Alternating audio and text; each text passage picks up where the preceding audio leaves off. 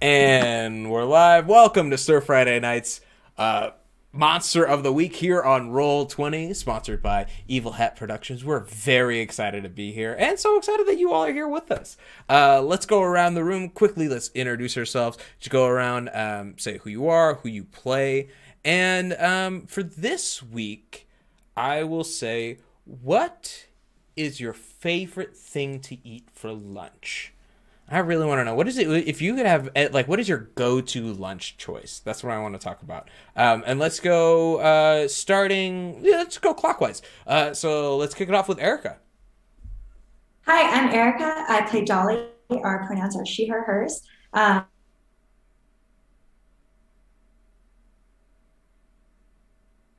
Because she's stuck in childhood, but she is a killer.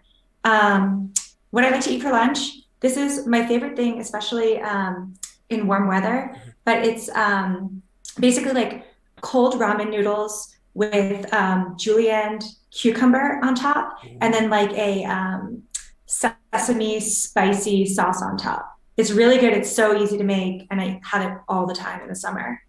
That sounds so delicious and a very exciting thing to add to my rotation this upcoming summer. If I can't find it someplace around me, please share a recipe that I could, like, take for my own use. I got you. Hell yeah. All right, moving right along. Astra, tell us about yourself. Hi, I'm Esra. I play the character of Yasmin, and our pronouns are she, her, hers. Um, for lunch, I'm so boring. I love a good sandwich. PB&J's classic. I love tuna. Love a hummus sandwich. Any sandwich with like jalapeno chips. That's it for me. Nice. Adam in between, imagine. Oh, sometimes Yeah. Or I is that like to on the keep them side? separate. I I see. I like see. them on the side more. Mhm. But sometimes if I'm feeling wild, I will. No, I never do that actually. It's on the side. No, no, no, no, no. You know, it's good the way it is, the way you enjoy it. Moving right Exactly. along. Bad. Tell us about yourself, your character, and what you love to have for lunch. Hey everybody, Ben here. My character's name is Jeff Choi, IT consultant, no longer now an agent. Both of our pronouns are he, him, his. What I like to have for lunch. What I like to have for lunch is not what is my favorite thing for lunch, which is a much more interesting answer. What So is I'll your? give Oh, that no, one. no, no. Well, I mean, like, I like every food. yeah. I think there's no food that can't be prepared well, Uh-huh. if you must know. Mhm. And it's true. My favorite lunch though is also sandwich. But you know those like if you can get like if you go to like a French bakery or something like that, and you Yeah. can just get a really, really nice baguette. You can just get some really nice French ham and nice butter and just a little like Gruyere or Comté cheese and like some of those little cornichon pickles. It's like a Ooh. classic ham sandwich. It's nothing fancy. It's about getting the good stuff. Got to get the good butter. That's Is that why you grew that's. the mustache so you It's could not have why the I grew the mustache. I grew this mustache because I was shaving because I hadn't shaved in like 3 days, and I was like, I'd shaved the sides of my face, and then I just hadn't done the mustache. I was like, I'll bring it back. So that's it's the story of this mustache. See how long it lasts. Thanks for asking.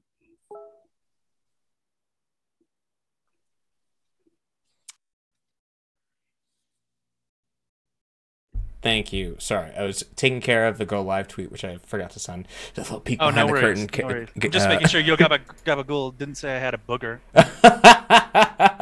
No, no, no, no, no. He's definitely there. No, I think it looks good. I think, especially as you let it grow in, it's going to be top notch. Moving right along, Joan, tell us about yourself, your character, and what do you love to eat for lunch? Hey, I'm Joan. I'm playing Simone Stream. She's like a 18-year-old high schooler who has magic powers and trying to like discover what her meaning and like goal is in life. And I had this two times already this week. Mhm. Does anyone know what japaghetti is? It's like a Korean instant noodle. Yeah, Okay, so it's it's like really it's good. made out. It's kind of like making ramen, Okay. except it's better and it's made out of like black beans. It Mhm. sounds weird, but the way I make it, it tastes like French onion soup in noodle form, Ooh, which is like so salty, so so good. savory. Yeah. So it's just like a French onion soup tasting noodle thing, and I put like a fried egg on top of it. That sounds delicious. If you ever go and decide to do a tutorial, please share it with us. Once again, I'm just trying to get secrets to make food at home, and you're all giving me great suggestions. Moving on, Harrison, what do you like to eat for lunch? Hi, everybody. I'm Harrison Happen. I play Glizzy Marshall, wrestling coach. Wrestling coach / history teacher / werebear. And I'm really boring. I don't really eat lunch like that. So I guess that sandwich Ben was talking about sounded pretty good. Yeah. Do you have like a late breakfast, or like you just kind of like? I'm a huge dinner person. Okay. Yeah, dinner person. So I mean, what I have like typically is like a tiny bowl of it sounds disgusting, but a tiny bowl of cottage cheese and oatmeal. I mean, some people got their own vibes. What was that face, Shu? For breakfast, one of my favorite things for breakfast is a banana or an apple. It's like something really small. Like I can't really like have a lot in the morning. Like it like upsets my stomach, so I take like a small breakfast and then have a larger lunch and then pretty medium dinner. And more often than not, a really heavy late night snack. I think that's why I can't enjoy breakfast. Maybe that's the cause of it. Moving along, Shu, tell us about yourself and what you love to eat for lunch, as well as your character, perchance. Yes. Hi, everyone. My name is Shu. My character is Beryl. She is the professional. Our pronouns are she, hers. She's 150 years old, so kind of in the middle range of what is typically part of the agency. The agency is, of course, the monster hunting agency that is just slightly outside of time that everybody sort of knows about but doesn't. My favorite thing, I'm really bad about eating lunch. I'll just kind of like graze for the most part. But my favorite lunch when I get a chance is I'll make like some kind of broth or soup the night before, and I'll just make some like quick like Asian style noodles and put it in there. Then I put some hot sauce and a little bit of pickles on it, and I just make myself like a nice like noodle bowl. Like that to me is just like the ultimate lunch. I don't always get a chance to make it, but today I did, and it was beef, a little scallion, some daikon, a little bit of cabbage on the side, and mustard root pickles. It was delicious. Molto bene. Very good. Yeah, whatever that is. Yeah. Heck yeah. Hi, and I'm Masood. I'm your GM. My pronouns are he, him, but I will be using an assortment of them as we play different characters whose pronouns will change as we interact with them. And my favorite thing to eat for lunch, it's a tie. It's truly a tie. I realized this the other day because I had it after so long. It is either a Portillo's Italian beef with hot peppers that is dipped in the au jus, or getting a butter burger from Culver's with the crinkle cut fries. Like those two are like for me like top notch. Culver shout out. Culver's is great, man. It's like if you're in the Midwest, a Wisconsin, Illinois chain only. I right? tell you what. Like I It's in Texas too. What? It's in Illinois too. Whoa, man! I just said Illinois. It's in Illinois. I knew it was in the Midwest. I thought you said Wisconsin. It is in Wisconsin heavy. It's a Wisconsin chain. Yeah. Right? Oh. Yeah. But they just expanded I'm in in Illinois and Texas. apparently Texas. It's in Texas. I grew up with it. With a Culver's? Wow. We used to get the menu where it said the flavor of the day, and then our family would schedule when we would go based off what flavors of the day we wanted. I love that. So does Coraline too. Yeah. Big fan of Culver's. Culver's is great, It's also man. Minnesota. Is it also in Minnesota? Okay. Look at that. Yeah, that's what Chad's saying. Thank you. It's I don't know. The crinkle cut fries. Ooh, they are like it is that small touch. It's honestly it's my secret theory. Like it's the reason why Arby's is still around. Is because nobody else does curly fries. I think Arby's only substantiates itself because of curly fries. That is like yeah. Arby's And because they have the meat, you know. They do. They have the meats. And I was a Steak and Shake girl yeah. because it was the only place where I grew up that was open past like 10. Yeah. It said it was 24 hours, but they definitely closed by like 11:30. Get out of here. Like, what do you go home? Arby's bought Buffalo Wild Wings. That's a thing. Yeah, they're growing, right? Like I heard there's a thing like they're like it's a chain.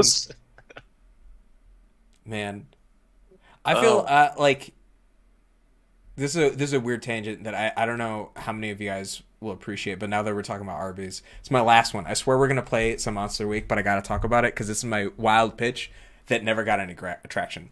So we all know the Arby's campaign is "We got the meats," right? Like that was the phrase. For a while, there was an NBA player named Matthew Dellavedova.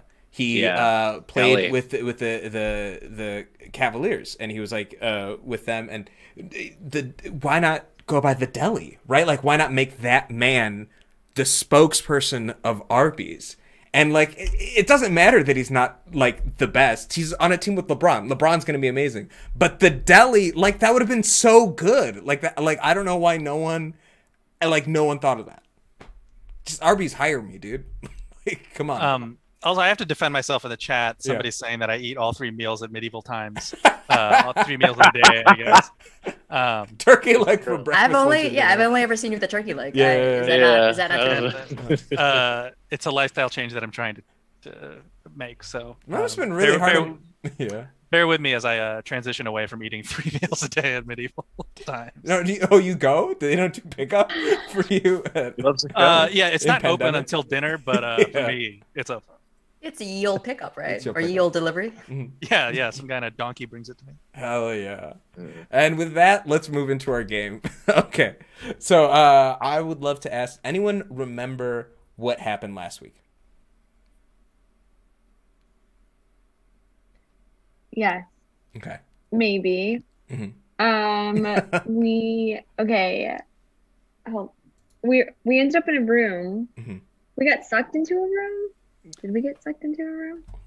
Yeah. We were at the Natural History Museum because we had technically failed our last mission. So Benjamin, I forgot his last name, but he was a cow that was wearing a 3-piece suit, who technically somehow was a manager. Bartholomew. Bartholomew Jeopardy. Bartholomew Jeopardy, which is definitely not a name that Masood made up on the spot at all. A cow in a 3-piece suit had us go to the Natural History Museum, and everybody had to learn something. And we, through a series of bad rolls, all eventually got sucked into this jewel, except for Dolly, who is playing with a belly button piercing. Found a belly button piercing for sure. That was it. That's pretty. I think that's a pretty good, accurate touch up. Anything? I'm gonna add a little bit, and then if I missed anything, feel free to plug in there. You guys went to the Natural History Museum, like we were talking about, and we're going around just looking at all the exhibits, making your way through, and then learning a few things. There's a team building exercise based on your previous performance, dealing with the Oz creatures, and in that process, when you got back together, your handler for the evening, your instructor, was nowhere to be found. And as you went looking for Mr. Jeopardy, you discovered a trail that seemed to lead you to believe that he vanished besides any of pieces of metal on him. Doing some deductive reasoning, some magic, you guys discovered that he was somewhere, but you couldn't really find it, eventually leading you to the exhibit with all the gems. And in there, you found a particular red ruby, in which, through some, glass cutting skills of Dolly, were able to remove a section, but unfortunately, all of you got sort of pulled in. And my cape. And your cape, and your cape got sucked in before you, and then you got sort of thrown in. I think, I don't know if anyone was able to bring anything with them. I don't know if anyone, or did someone roll? I believe one person rolled well enough. Let's look in chat. Errol was able to bring something in with her. Okay. My sword. Your sword. So you brought your sword with you. Perfect. Because you were you got an advanced success on the read a bad situation. Heck yeah. Cool. So with that, let's go over to our gameplay screen, and I'll take you guys in. We are here.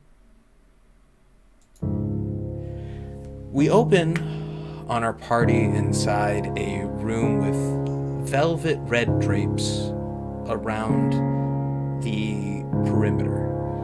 4 doors standing equally at 12, 3, 6, and 9 o'clock. The floor itself is checkered, black and white. Above it sits a singular rug set in a red and white interwoven expansion pattern, concentric to a singular point. Our party is bewildered, besmirched, and a little bedraggled as they sit amidst a lack of their items and their goods. Yeah, I did it. I did all that alliteration. And you're standing there, a person down. We'll get to Dolly and what's happening with them in a moment. But what is everyone else doing?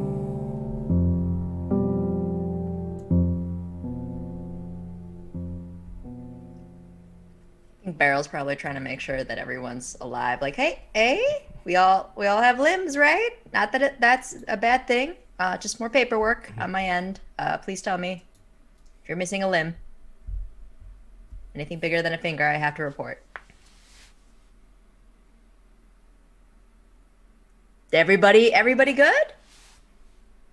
I'm smashing the ground and the door. We see Gliz open up door, run through it, come out the other one, just like continually just running repeatedly, indicating the current dilemma our group seems to find themselves in.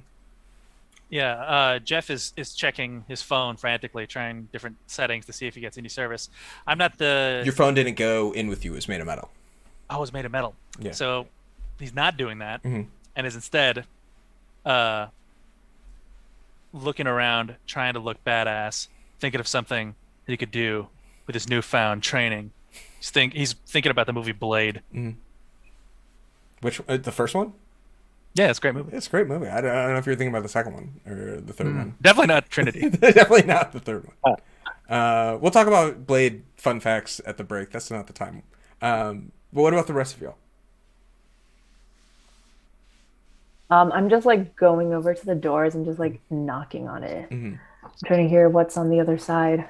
As you open a door and sort of like you knock on it with it shut, it sounds different because it's wood. But yeah, do you want to make a roll with it, or are you just like sort of knocking? Yeah, I want to make a roll. Okay. What do you want to roll? Do you want to investigate a mystery? Do you want to? Mm-hmm. Uh-huh. Yeah, let's do that. Okay.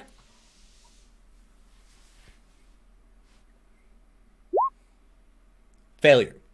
As you're going through, it makes no sense, dude. Like, you're just sitting here in this space, and logically it should pan. It's inconceivable that you would go one way and come out the other. Like, there's no... magic's at play. That is what you get on your failure. Something's affecting this, but it's like beyond your realm of understanding, at least at this moment. Anyone else? We didn't hear from Yaz. Well, I think she's a low tolerance for, just low threshold before she's really annoyed. So she's really annoyed that this happened. So I think she wants to like kind of investigate what's going on. Hell maybe. Yeah. Yeah. Mm-hmm. Give me investigate a mystery roll. Okay.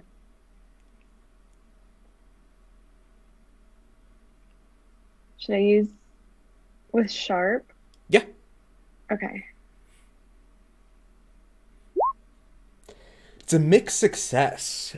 So with this investigative mystery, you get to, I believe, you get to hold one. So pick one of the questions out of there that seem applicable. I'm going to show them to chat their options once again, so folks can read along as we're playing this game. Also, this is Evil Hat Productions Monster of the Week. Very fun game. So the questions when you get a 7 to 9 is you can ask one of these sort of questions. What happened here? What sort of creature is it? What can it do? What can hurt it? Where'd it go? What was it going to do? What can be concealed here? So out of these questions, what do you think is the question? What is the question that you want to ask? And we'll filter it through one of these. I think I want to ask, like, what can it do? Like, right. What? Yeah, I think because you're investigating the mystery of the door. And with it, I think you're looking at it as you're trying to figure sort of positioning and the effect that magic really has on the space. And as you're looking at it, you realize one thing. It doesn't make sense that moving forward would then lead you behind. So what would happen if you went in and then back out? Should we try it?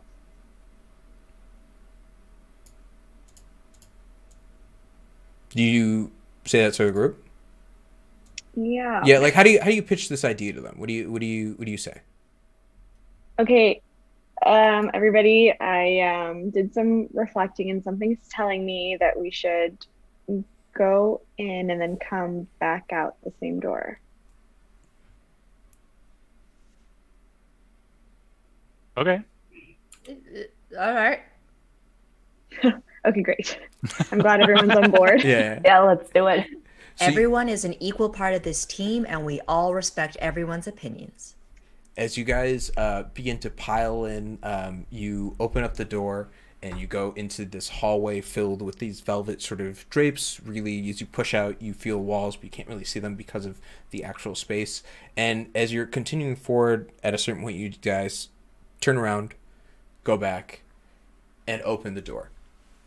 As you open the door, you exit out into a room that seems exactly the same.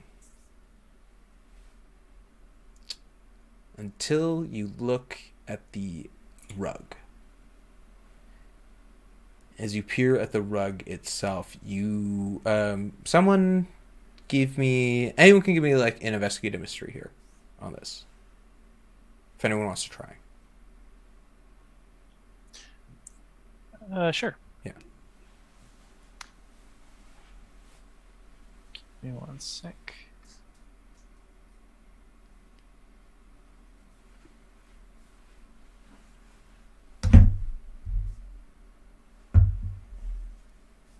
Did it go? Oh, there it is. Oh, great. Before. Ben, you can't figure it out, but you're there. You're looking at it. Yeah, Jeff's like, something's different. Like like as you walk through, and in this space, you can tell it's a little dimmer. The lighting is a little off. But as you're walking about the room and exploring it, there is a moment where I believe, let's see.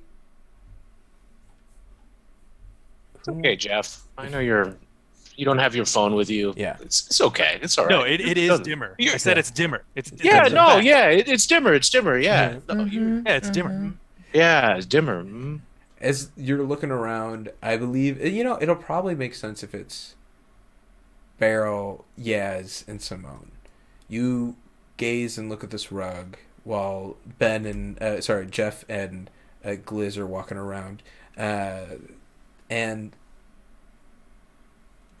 it takes a moment, but you notice the center of it has shifted. You guys went out. What door did you go out of previously that you re-entered in? The north door.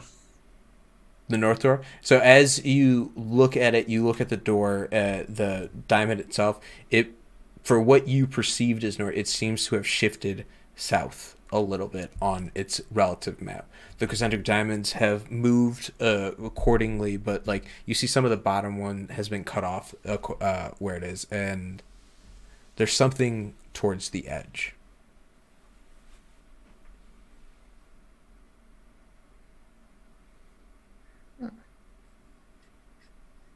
Do you guys see that? Oh, yes, the rug. It moved. We also moved. Do you think there's something under the rug, or do you think it's the rug? I'm going to let you guys think on that in a moment, and we're going to check in with Dolly. So Dolly is sitting on the outside of the gem itself, standing around with all the gear, and around the corner stands a masked individual. They see you, cock their head to the side, and draw a knife. A singular bit of stain is on it, but no blood seems to drip.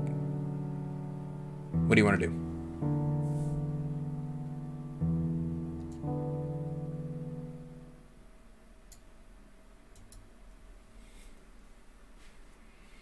Stain on the knife.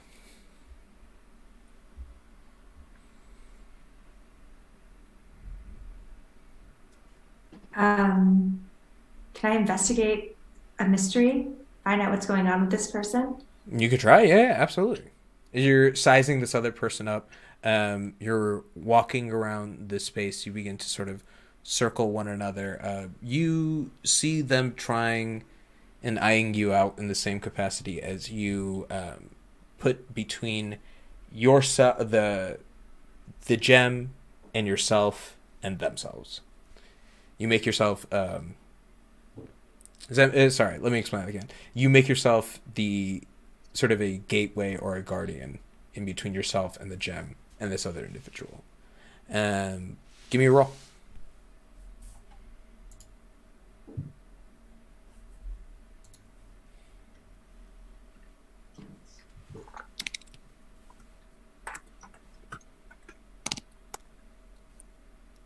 Also, I believe Simone and Jeff, make sure you guys are marking experience. Oh,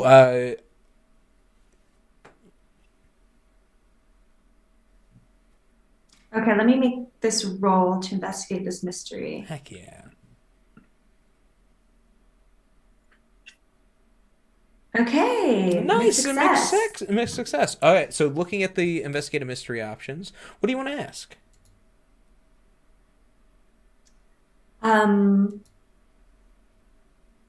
Okay, so what I know is that it's a stranger that doesn't belong here. They have a knife that does not have blood on it.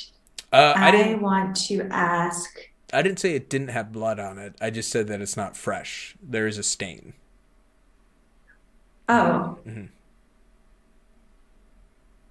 it's not stained. No, it is stained. So Okay, I want to know.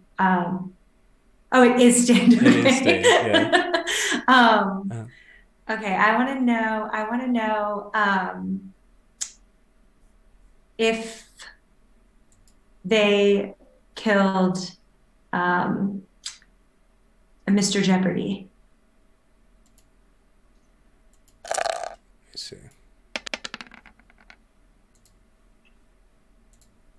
Don't mind me. Okay. You summarize based on the knife and the blood and like kind of like gazing at it. That's the only one who's been like cut by anything. Even earlier from what you've seen, that is the only thing that would seem to make sense. as this individual is eyeing you and making your way around, they rolled a 9 on their investigate a mystery. And so I want to ask you a question. And so with that,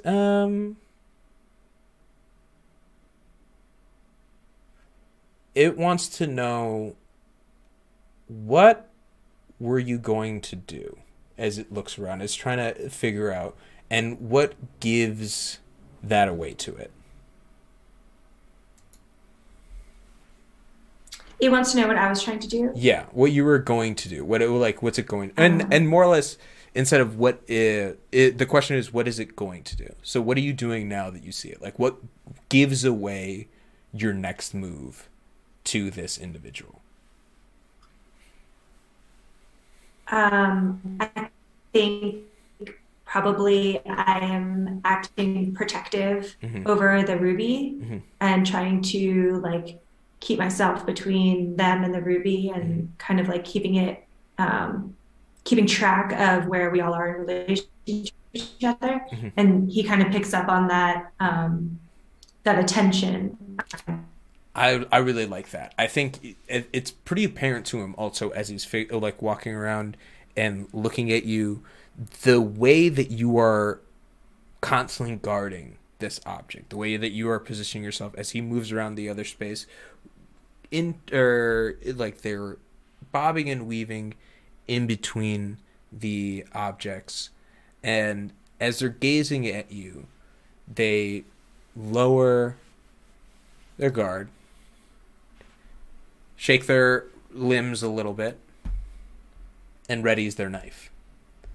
And with that, we're going to cut back to the other folks. What are you all getting up to in the space? I had a question, Masood. Yeah. I want to use a use magic roll, but in the kind of modified barrel way. She'll have like a bond type of like equipment or something that does it. Would it be possible, should I actually roll well just this once, to communicate with something that I don't share a language with? Could I communicate with the rug? I think you first have to see if it's something that it could communicate. I think that would be the first thing you'd have to do. So if you want to investigate, or like the door, I would say maybe like investigate a mystery, either plus sharp or plus weird, and depending on those results, yeah. All right, sharp, investigate a mystery. Failure. It's tough because here's the thing: all of your gear has some sort of metal resonance attached to it. It's very important for a lot of magic. The mineral properties matter a great deal. Like, precious metals aren't just there because of their rarity. Not only is gold a great conduit for electricity, it's a conduit for a lot of things. And as you're sort of trying to figure out without your devices, what you can do, I think it kind of runs up short in terms of your options. It's all right. I took an experience, and guess what? I just leveled up. Hell yeah. I hope everyone who's leveled up also like has marked their improvements and is keeping track of them as they're going along. But yeah. So as you're looking at it, what does everyone else want to do? So when we went through the north door and then went back into the north door the first time, we went into a new place with a new rug, and it's slightly moved. So what if we keep just doing that exact same thing, and maybe we'll go to a place that has carpet, or maybe wood flooring, cement, laminate, basketball court. We got to try something, guys. And, no offense, Madam B. I thought you were the one in charge here and had a lot of experience. But I'm starting to lose some faith. And yes. Maybe just I'm angry. Maybe, I don't know. Maybe I'm... You guys want to try it? Yeah. I take that sandwich. Yeah. No. I'll definitely do. I just was ready to see if you would list more types of flooring. I was just shocked by how rudely you spoke to Beryl. So I was just processing. Sorry, I should have said, with all due respect, Miss B, you're not inspiring faith. What? I just think if I spoke like this in class, I would have double homework. So this is just interesting to me. Yeah, well, you get double homework because you never do your homework. You hear that one kid from the other room go, "Oh!" in the echoes of space and time. Can I hear that? How's that kid sound? I forgot. I forgot what he sounded like. What does his buddy sound like? I think it's Ben's. The one with the twirly hat. Yeah, Ben. Yeah. Oh! I can't believe he said that out loud. Who raised him? Yeah, boss. Who teaches? Yeah. Yeah, Kenny, you can hear that through space and time echoing. Yeah, exactly. A caveman just heard that. All right, we're gonna put a pin in that conversation, and we'll talk tomorrow. But for now, we got to get the hell out of this room. So come on, let's go through that north door again. It's the best idea we've had so far, says Jeff. Yeah, it's a good idea. Yeah. So as you guys walk in through the north door, do you guys go right back out the same north door?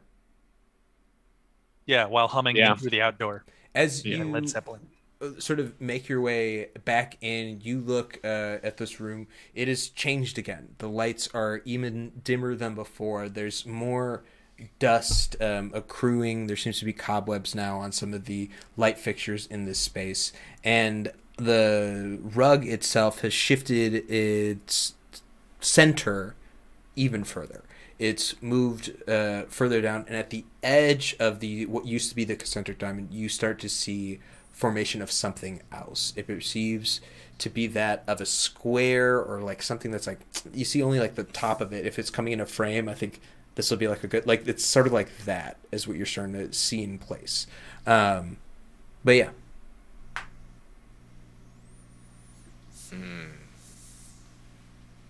A square, you say? Yeah. It's weird. We have Glizzy right here.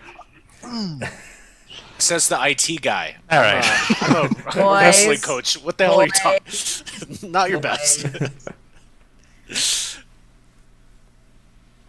Get over here. Hey, I'm just playing. Come on. Start an internship program, they said. It'll be fun, they said. Who are you talking to? Who are you talking about? Who's they? Who's they? To my past self. Oh, you could do that? No. Could you tell your past self not to get us into this situation? Hey, Glizzy, that's about enough. Oh, you're right. You're right, Jeff. I'm sorry, Miss B. I'm sorry. Fine, but I will have to mark this down on your eventual evaluation. We think that's the equivalent of you getting detention. Yes, I know what that means, Yasmin. Okay, I know what that means. And with a huff, Gliz marches over, opens the same north door again. Simone, you better not ever be talking back to your teachers like this. I don't know what you're learning from this guy. No, I don't. I give him respect. Okay, that's good. Wink. That's my cousin. Oh, that's my cousin. Anyways, anybody see that huge square up there? Yeah. Anybody know what that is? No, it's on the rug. The squares. Sorry, the square's on the rug. Yes. Yeah. I mean, up ahead of us. What is that? Can we pick it up and I guess we could pick up the rug? You could try. See if there's anything underneath. Yeah. Okay, I want to try to pick it up. Go for it. You go over and you lift it. It's a heavy rug. It's really old. I'm not gonna make you make a act under pressure thing or anything like that. But as you lift it up and struggle, you look down. It's more of that tile. Nothing seems to denote anything. As you look at the back side of it, I'm gonna say, yeah. You don't really see anything. You don't really notice anything on the backside of it as you're just looking at it. But I don't know. This is a magic rug. Maybe Simone or Yasmin, if you try to use magic to see what you couldn't normally see. That's one of the things that use magic can do, right? If you want to try doing that, you might be able to find something. Simone, do you want to try? Communicate with it. Hopefully I don't roll like a shitty roll again. Okay, I'll just do it once. I'm afraid to roll now. I know. Okay, I'll do use magic. Uh-huh. And I guess Can I like support her or something? Yeah, you could definitely help out. Help out. Yeah, absolutely. Yeah. Help out. Do a Okay. help out roll. Here we go, Simone. All our training. Let's see if it's done anything.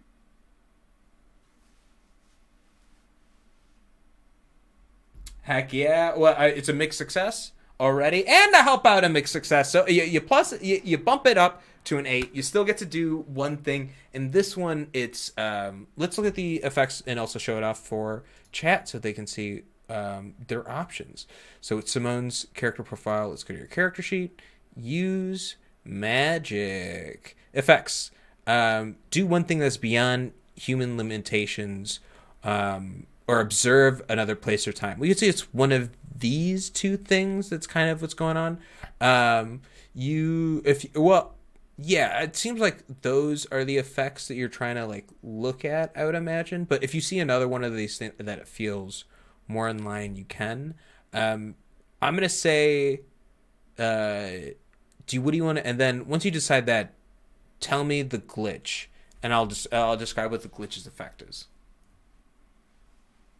okay. I guess do one thing that is beyond human limitations. Can I like talk to it? You that would be communicate with something you do not share language with, and I think you could. I'm going to tell you this: it's not sentient. This isn't something that is a sentient thing, but you could communicate with it, perhaps as if you were trying to read it. Like if you want to say like in a manner of getting that vibe, because I think I'll say this. Pick the glitch first before I describe what happens. It has a problematic side effect. It's a problematic side effect for sure. Okay. Okay. Cool. So Don't like that face at all. as you pick up this rug and you flip it over, you see the backside of the same pattern. You know, it's not as bright. I mean, it's already getting faded, but it's a little dusty. But as you look on it with the magic, and Yez, you're helping out, right?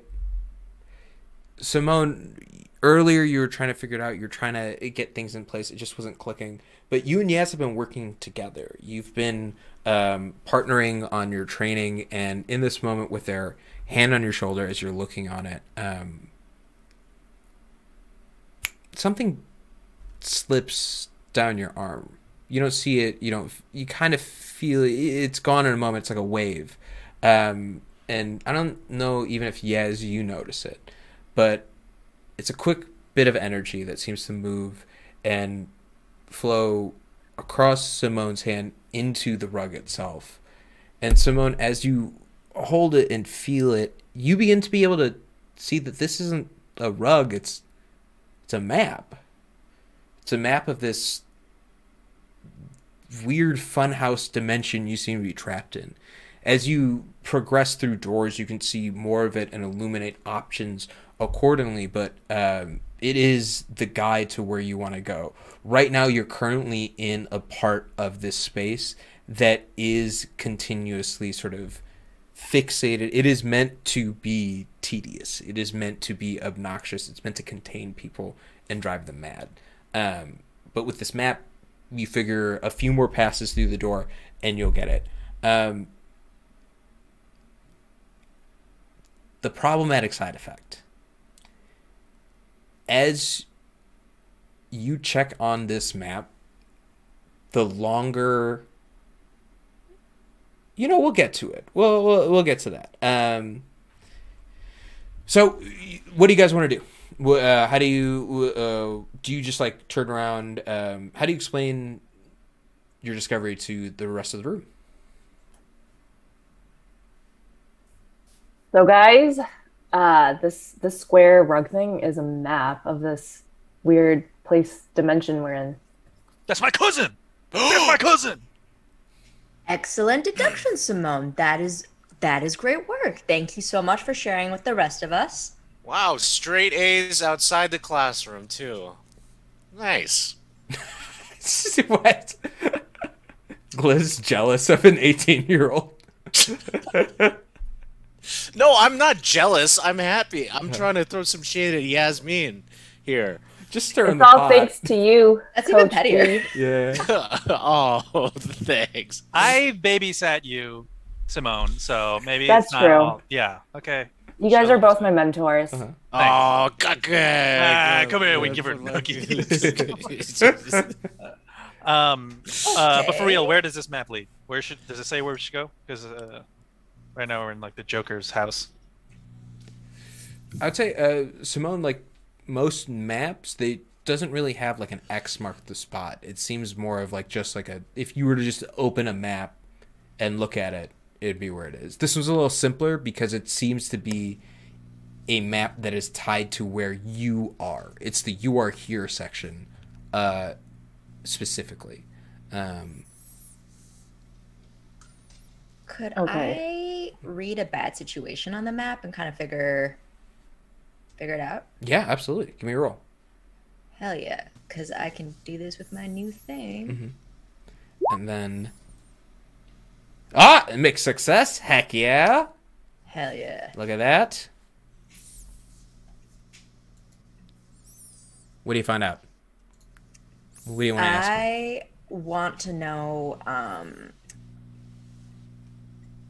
how do we get out of here? That's one of the options, right? And read a bad situation? I believe so. Yeah. For sure. It's like how, or like what's the best way out or something like that. Yeah. I think that's exactly right. Let me look up your character sheet for read. Yeah, that's one of them. Situation. Yeah. You're absolutely right. What's my best way in? What's my best way out is the exact question. So in terms of best way out, it's following this map. It's using it as a guidance. I think right now there's not any other markers on place other than that square. So it seems like moving towards that might be your best bet. So I think we should follow the map. Thoughts? Interns? We did the door thing again to see if we get more square stuff. Yes. I think the scientific method would say let's try out all the different doors and see what they add to the map. Cool. Yeah. Jeff uncrosses his arm, says, "Sounds like a good as plan as any. This place is tapped anyway." Why are you talking like that? What's up? What? What are you Yeah, talking? why are you using this voice? What's going on? You have a sore throat? No, nothing. I was just saying that sounds like a good idea. I was just smoking a pack of unfiltered cigarettes before. You don't have cigarettes and you don't smoke. You marked that on your personnel profile.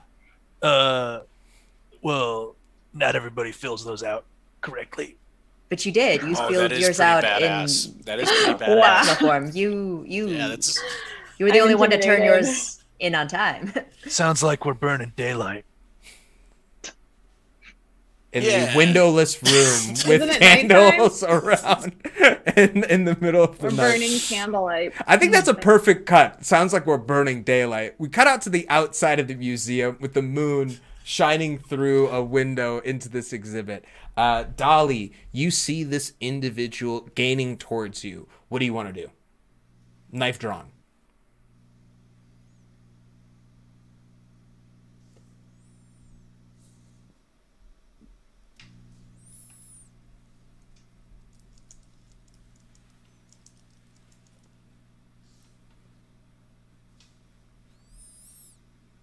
Oh, I don't know if you guys caught it, but I said I want to kick some ass. Heck yeah. Let's kick some Yeah.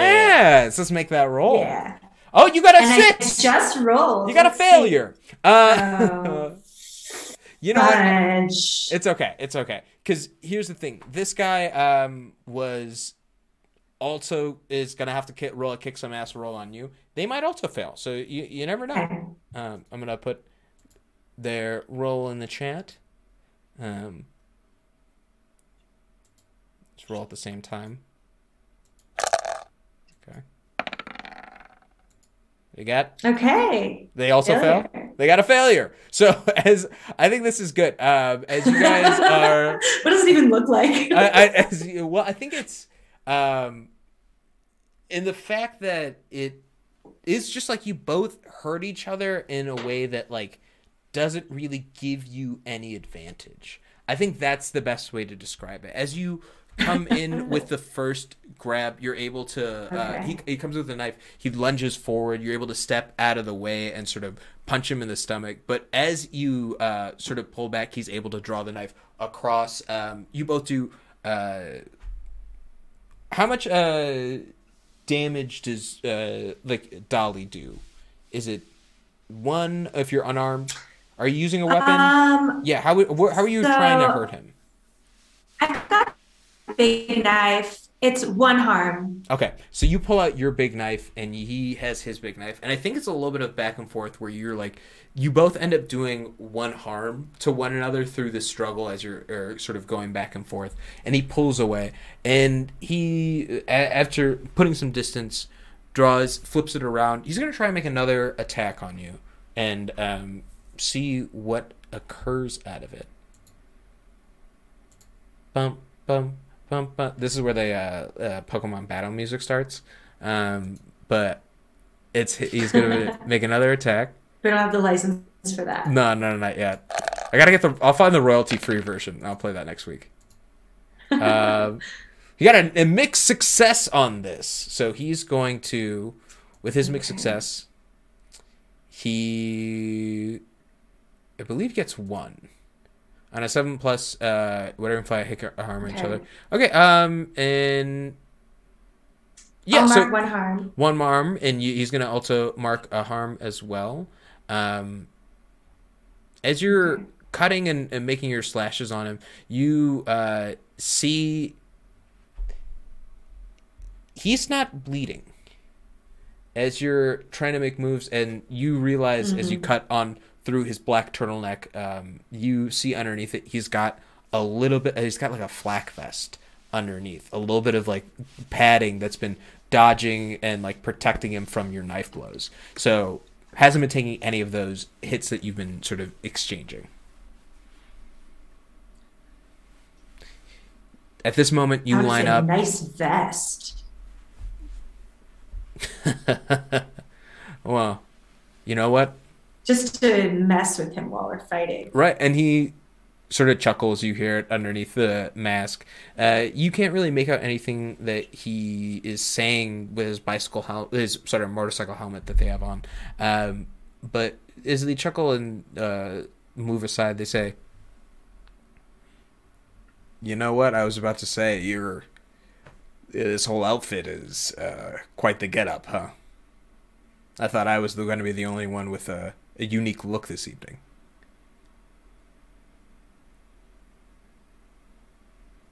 Can I switch my tactics a little bit? Can you say that one more time? I want to, instead of kicking his ass again. Oh, yeah. I hate to do this to you, Erica, but your internet's cutting out a little bit. Do you mind typing it in the Zoom chat? And then, or you know what? Yeah. And then I was gonna check in the captioning if it caught it, but it didn't. But yeah, you want to manipulate them? Absolutely, go for it. Try to manipulate them.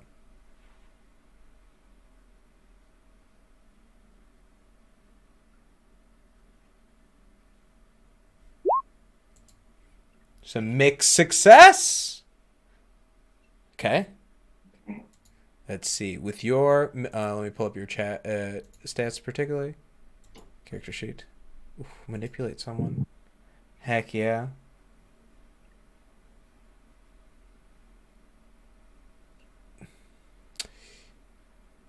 On a 7 to 9, they mark experience if they do what you ask. That is what I'm gonna. Yeah. So, what do you tell this person?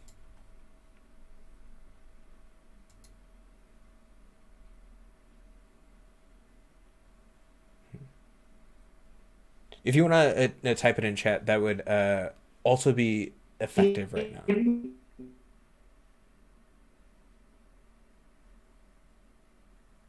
Can I confirm with the team on this one? If anything, yeah.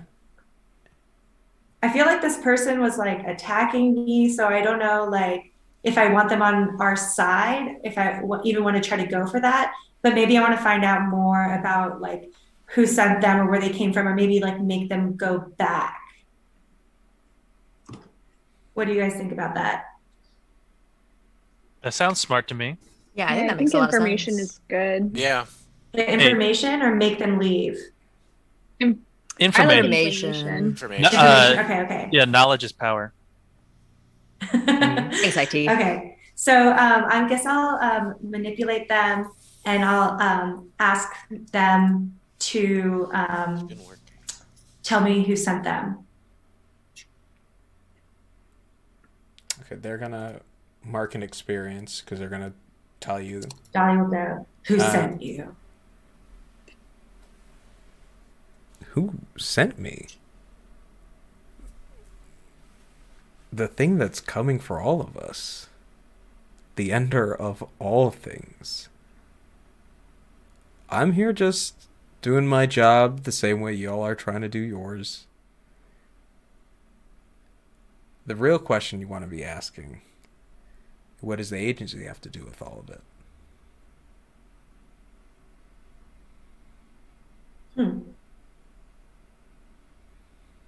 Okay.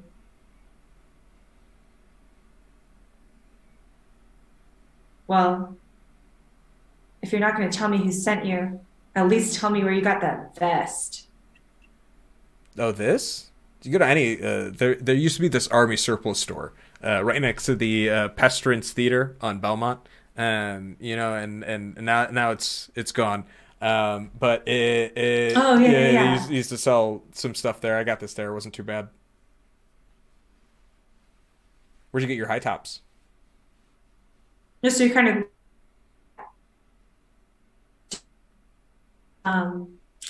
the Buffalo Exchange, and they had them. Cool. And then he's gonna roll a kick some ass roll, and try and get you after this conversation. Okay.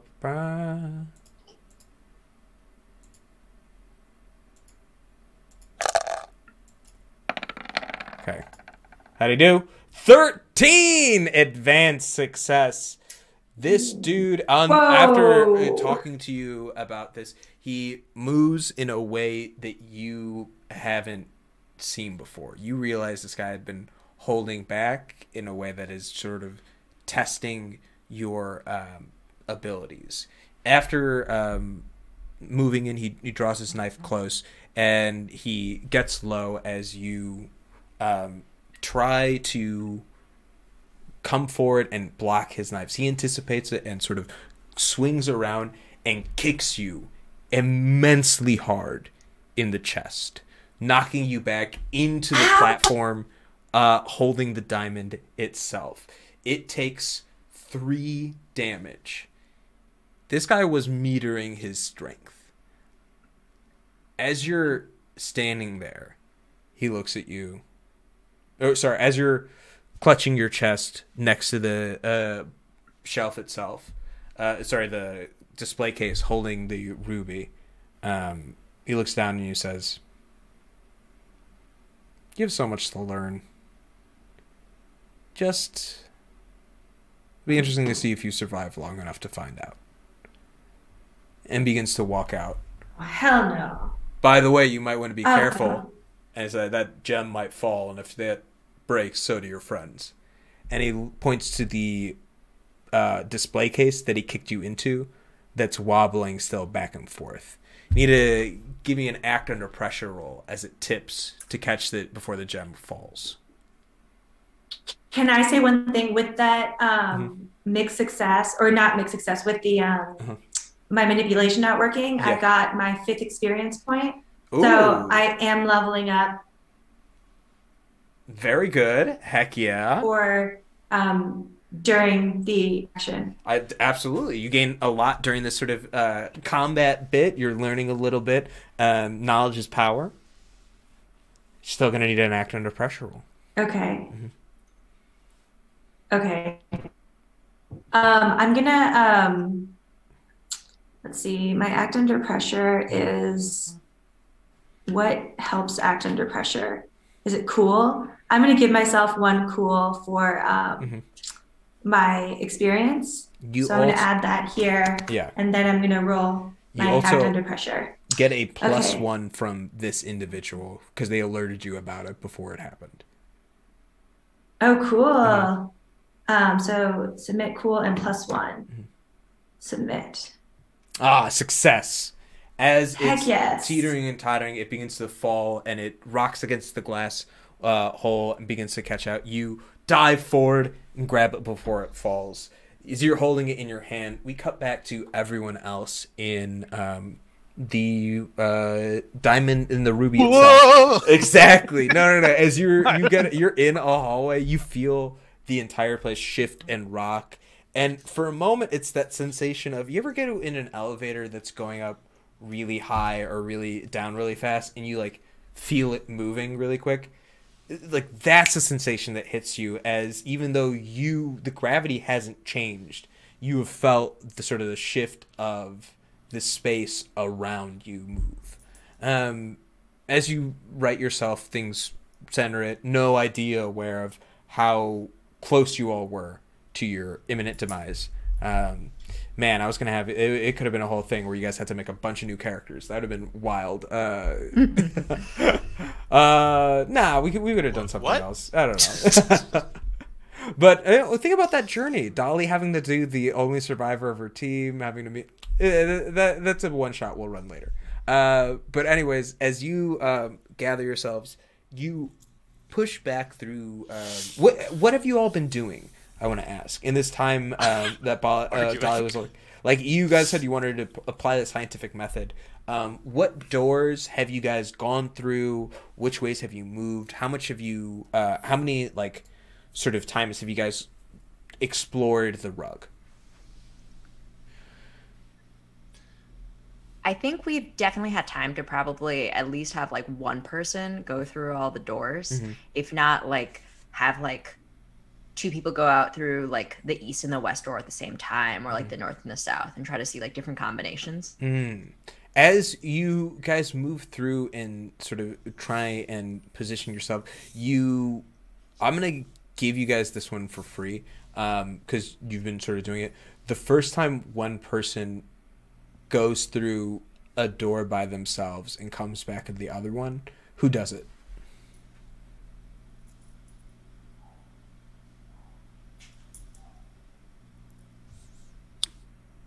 Jeff, the badass.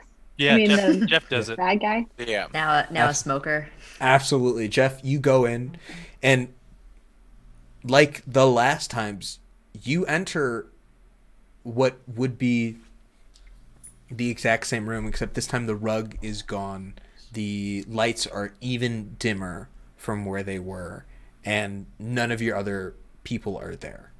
You've entered into a new space devoid of the folks behind you. But there's another door.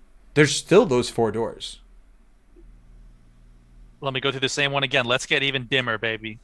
You keep going. You continue. Oh, and guess what? By the way, don't worry. I'll check it out. It's one of my powers. Whenever I go off by myself to check out somewhere or something scary, I'm going to mark experience. Don't mind if I do. How long does the group realize that Jeff has split the party? Like a long while. Like it takes a long time. We're like, oh, hey, what? We're like talking. Yeah. And So then you we're didn't like, use your magic to fly on the rug? You could have flown out of here? What? Yeah, Could've what? You use your magic to read the map. Wait, where's Jeff? I'm saying, never mind. That was non-diegetic. I think it takes us a while. It takes us a long for time. sure. Jeff, how many doors do you go through? How long does this take? Well, he goes through like 12. Because he's just going straight through. So as you go, and by straight through, you're literally like doing the same thing. Like, I'm just going east. I'm gonna pop out the east door. I'm gonna walk through. I'm gonna go back in. I'm gonna pop and out it changes slightly each time. Yeah, yes. Right. Yeah. Well, you have no reference point. You don't have the rug anymore. You're just going, because the rug. Does it feel like it's getting darker? Yes, the lights are continuing to get darker and darker, and that is definitely a change that occurs as you move further and further away. Eventually, the lights themselves begin to shift, and they begin to go instead of a kind of standard flame color, I imagine. It's a soft light, the yellow variety, begins to move more to a green hue. First, it's hard to tell because it's dim, but as you move further and further, it gets a little clearer. And in this moment, you catch yourself in a space, finally when the lights are full, a hallway. Long, single room with a runner in front of you. A doorway stands at the end. No time like the present. As you push forward, walking in, you put your hand on the door and turn. I want to talk about what the rest of the group does. You guys are on this room. Jeff has gone solely by themselves now, going east direction. Simone, as you're looking at the map, Jeff, it took you... Actually, yeah, roll me 2d6 to find how many times going in and out the east took you. 8. Okay. Simone? Oh, sorry. No. I'm about to alert you. You knew there was a problematic side effect to your magic. We talked about it earlier. As Jeff has gone through 8 doors, you've taken 2 harm. As you've been holding this map and feeling its energy sort of shift, you don't realize it at first, but you're getting really tired. It's like difficult to... Man, you've been like up all night. Like, it's been a while since you did an all-nighter. That's what you sort of like explained it at first. And I think we can say like it's just like you're feeling down, but mechanically you are losing health. Or it is draining you of your energy.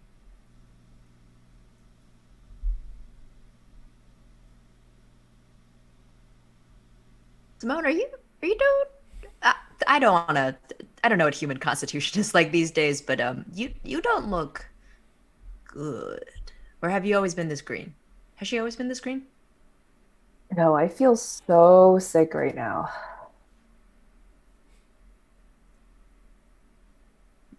Yeah, I'm gonna start vomiting if you guys keep looking at me like this. Okay, I'll close my eyes. Everyone look away, yeah. Okay. Anyone want to read a bad situation to sort of like try to understand? Or if you want to use weird or like try to understand what the connection that's happening here, you can.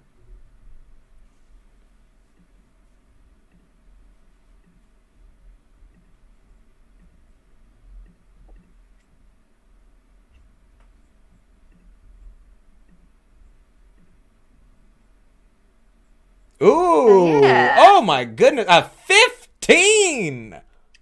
What? It's because I can now roll with cool instead of sharp because my sharp sucks. So heck yeah, that's. Do you have a +3? That's the only way.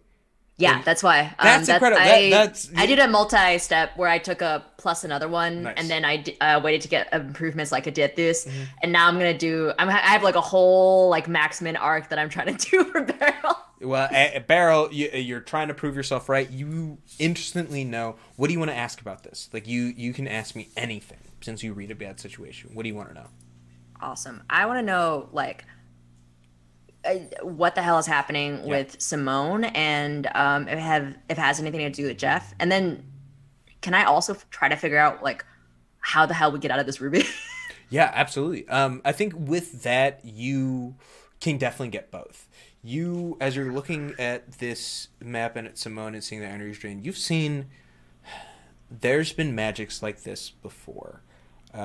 There's a trade that's being made. Obviously, most magic itself takes something. It doesn't happen inadvertently. And this one, because of the inexperience, because of something, maybe a combination of Yaz and Simone doing their magic together, there's something at play that in order to maintain this, it is costing Simone a bit of her life.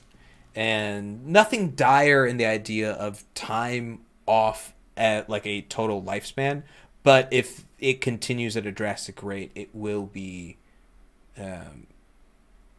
difficult. Knowing that...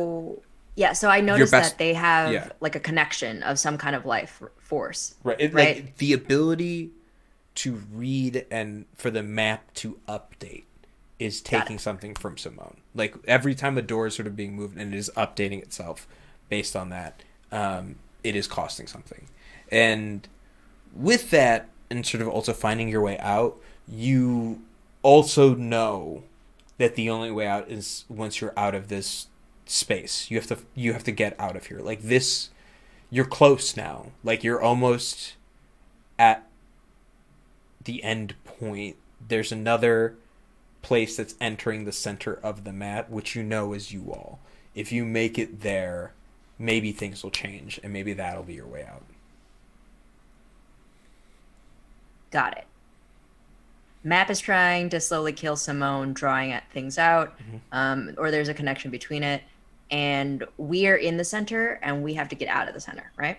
You guys are the map itself, like the center of the map is where you are in terms of location, and as you look at it now, you can see there is that square above you that's pulling a little bit more into frame. That diamond that was behind you is almost completely off.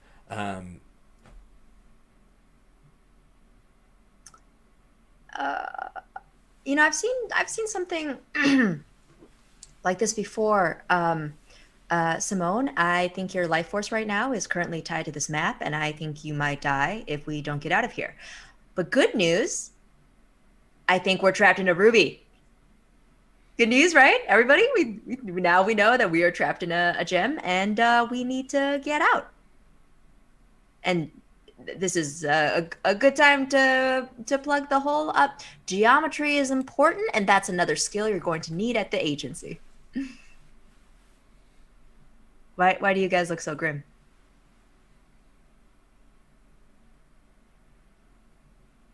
Well, I'm worried about Simone. I'm wondering if there's anything I can do for her. But I guess we should just try to get out, right? Is the best thing to do. That's probably my guess. The last time I saw this, the map did end up just eating the hunter. A lot of paperwork on that one. Very messy. Simone, let us know if you can't feel your kidneys anymore. That's a bad sign. Okay. Beryl, I just have a quick question. Did you, I don't know, miss the person who got eaten by the map, or are you just upset that they that you had to do more paperwork? Oh no, of course. I of course missed the person that was eaten by the map. I think their name was Adam. No, James. Was it? Simone, as you're watching Yasmin bark at Beryl for their callousness of just being brutally honest about the situation, what's going through Simone's head? So I'm like half fainting, half awake. I'm in this like weird state, and I'm just so tired. I just want to get out and also not die at the same time. And to note, like, you're, in terms of health-wise, this should be the first damage you've taken, right? I just want to be cognizant of that. Yeah, but definitely in terms of your energy, it feels woozy. And perhaps even knowing that it is the map itself locks in place that it wasn't something you were making up. It is costing something. But right now, it might be the only thing you can do to help everyone get out of here. As we take this moment, is Gliz, you wanted to say something? No, it's something. It was something stupid. Never mind. You sure? Thinking about geometry. Yep. No, okay. I mean, feel free. There's no bad ideas. Okay. Well, you said this thing was made out of a ruby. Yeah, We're inside of a ruby, so everything, the walls are made out of rubies. So maybe we should probably take some of the rubies for us later if we get out of here, and we could all be rich. Simone's like fainting and like falling down. Has anybody seen Jeff? I feel like Jeff should would we have go loved this after idea. Jeff? I think that's a perfect transition. I Jeff, think we should all go after Jeff. You open the door, and as you make your way in, you see a long, beautiful banquet table, fully decked out with place settings for 5 other individuals. And at the head sits a singular person, hair shockingly blonde, face incredibly pale, eyes so white it's scary. Their pupils, as you look, their irises rather, as you look and you get closer, are red. And as they sit at you at their table in front of you, cutting into their dinner that they're eating, take a bite, sip some of their red wine. Yes. Please, Jeff, come take a seat. There's much to discuss. Real quick, what were they eating? What were they eating? Just some steak. Oh, okay. Just some steak. Steak in this ruby? Okay. Jeff says, all right. But if you get a steak, so do I. And I want to roll act under pressure to break off a leg of one of these chairs to use as a stake to kill this vampire. Go for it. Go for it. Okay. Jeff is so good at being a superhero. If I get a steak, so do you. You go and you go to kick the leg and you just fucking break a toe, dude. You take one harm, it's just immediately. You see this individual just chuckles, just laugh. Please, if you're hungry, take a seat. There's plenty of food to go around. And you see there's place settings for all of you with some food, some wine in front of you. If I wanted to fight Jeff, trust me, you would be dead already. All right, fine. You take the seat at the very farthest seat possible. Says, who the hell are you, Daywalker? Did you just watch Blade? No. It's okay. It's a good film. Honestly, I like the comics better. I feel like they robbed the character a lot of their originality. No, I think it's a pretty original take. I thought Guillermo del Toro did a great job. Oh my god! Don't even get me started on that guy. It's a whole Don't thing. try and make friends with me. I'm not trying. I'm trying to eat with you. I'm trying to break bread. We have things to talk about. You asked who I am. Telling you, a man of fine tastes, of many things.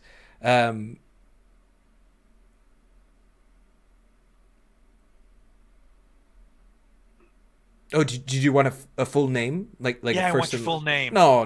Why do you need that? Come on, can't we just be friends, buds? Because I don't want to become friends with you and then find out your name is Beelzebub or Lucifer. Thank you. You flatter me. No, you know what? Just call me Jerry. That's nice. Jerry's a good name. Yeah, I'll be Jerry. I don't think your name is Jerry, but fine. What do you want? Why are we in here? What is this place? Oh, this is just a little pocket place I tucked away. I just sort of put it together. Really, you all stumbling in wasn't part of the plan, but I'm glad that you're here. It's nice. Frankly, it just gets tiring, trying to do everything by yourself and pull it all together. It's good to know I can rely on some new friends to come in and help me along. Please eat, drink, enjoy yourself. Your other friends, I mean, if they're lucky, should be here enough time, praying that Simone can figure it all out. Well, hang on. Let me read a bad situation. See if I think this food is poisoned. Uh-huh.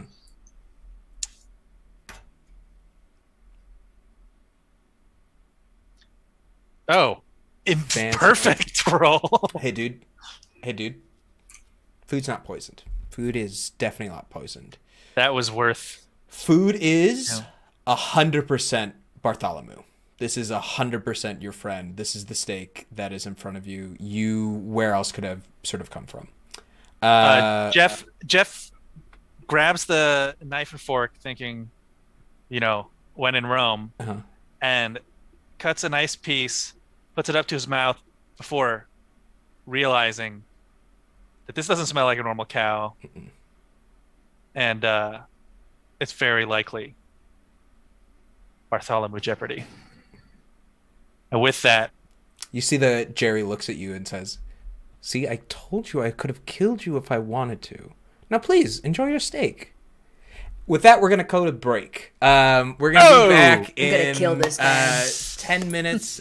So don't go anywhere. We're having a real good time, I think.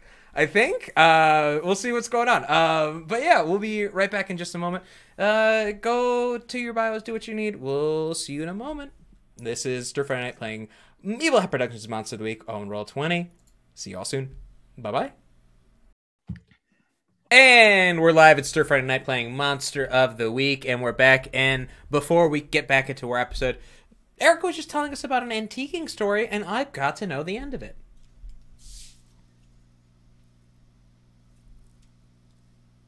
I was just telling the story about how I was passing by an antique store and I saw that they had original old and original was old a woman moniker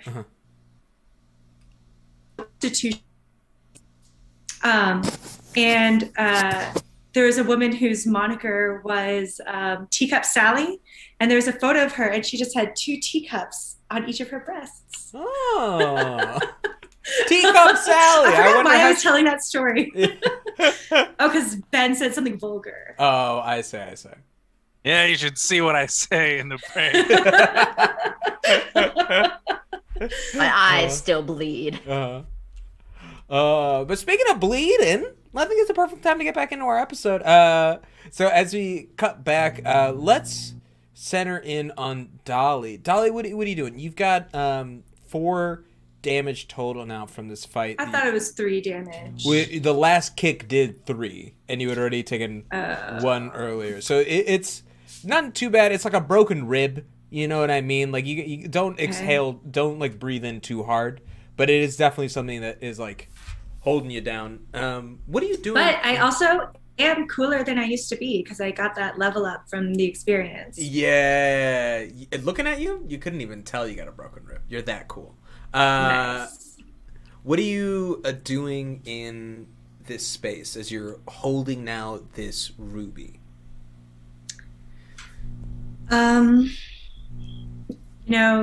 Dolly's really like unsure of what to do. She's basically made a choice that left her isolated and put the rest of the team in danger. She also was attacked and insulted, but kind of complimented also, which is confusing. And I think right now she just wants to set up a good defense, make sure if anybody comes back, she'll be prepared. So I think she's gonna kind of like use the shards of glass that have broken, make a little perimeter, make sure she's in a place where she can see all the entrances and exits, and kind of just be prepared for what's next. Hell yeah, I think that's great. You basically just set up some defenses around the space, keeping things in order. You gently place the ruby back onto its pedestal and its holding place, resting perfectly, and go about to make sure things are in place. What is the group of folks doing besides Jeff? Could we all follow him so that we could like burst into the room? Or do you want to like role play more of like how we get to that? No, he just went through the east door, right? Yeah. As you all, he just went through the east door. I don't know if you know anything else about from then on where he went. He could have gone north. He could have gone south. He could have gone any which way direction. But you could start by going through the first east one. You could try and like maybe investigate a mystery to try and figure out like where did Jeff go. Like in a like sort of like understanding. Got it. Mm-hmm. I'm gonna use my one hold. Mm-hmm.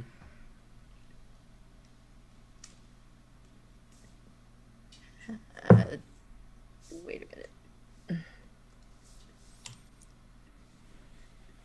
Come on. Mixed success.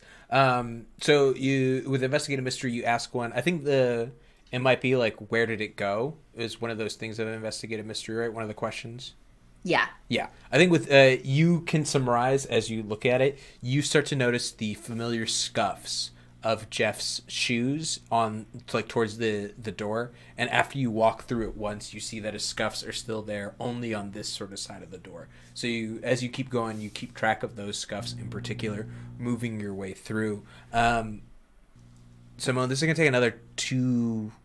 because it was 8 doors total that Jeff went into before he reached this sort of spot. So to use 8 more of them is going to take divided by 4, another 2 harm. You are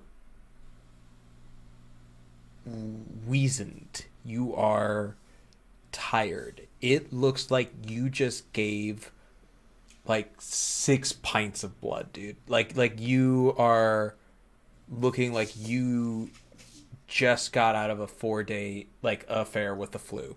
Like, you know what I mean? Like, you are struggling. As Simone, the last sort passes through, you guys enter this space and you are holding the rug, and as you leave this sort of the tedium of that room and the process, you feel it begin to fall apart in your hands as you land in the same long hallway with a singular door at the end, with a runner over the checkerboard pattern.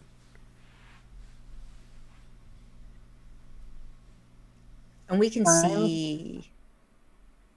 see everybody, right? You guys right now are in the hallway, like just before that room. So if you guys just want to like run down the hall and like open it, you totally can.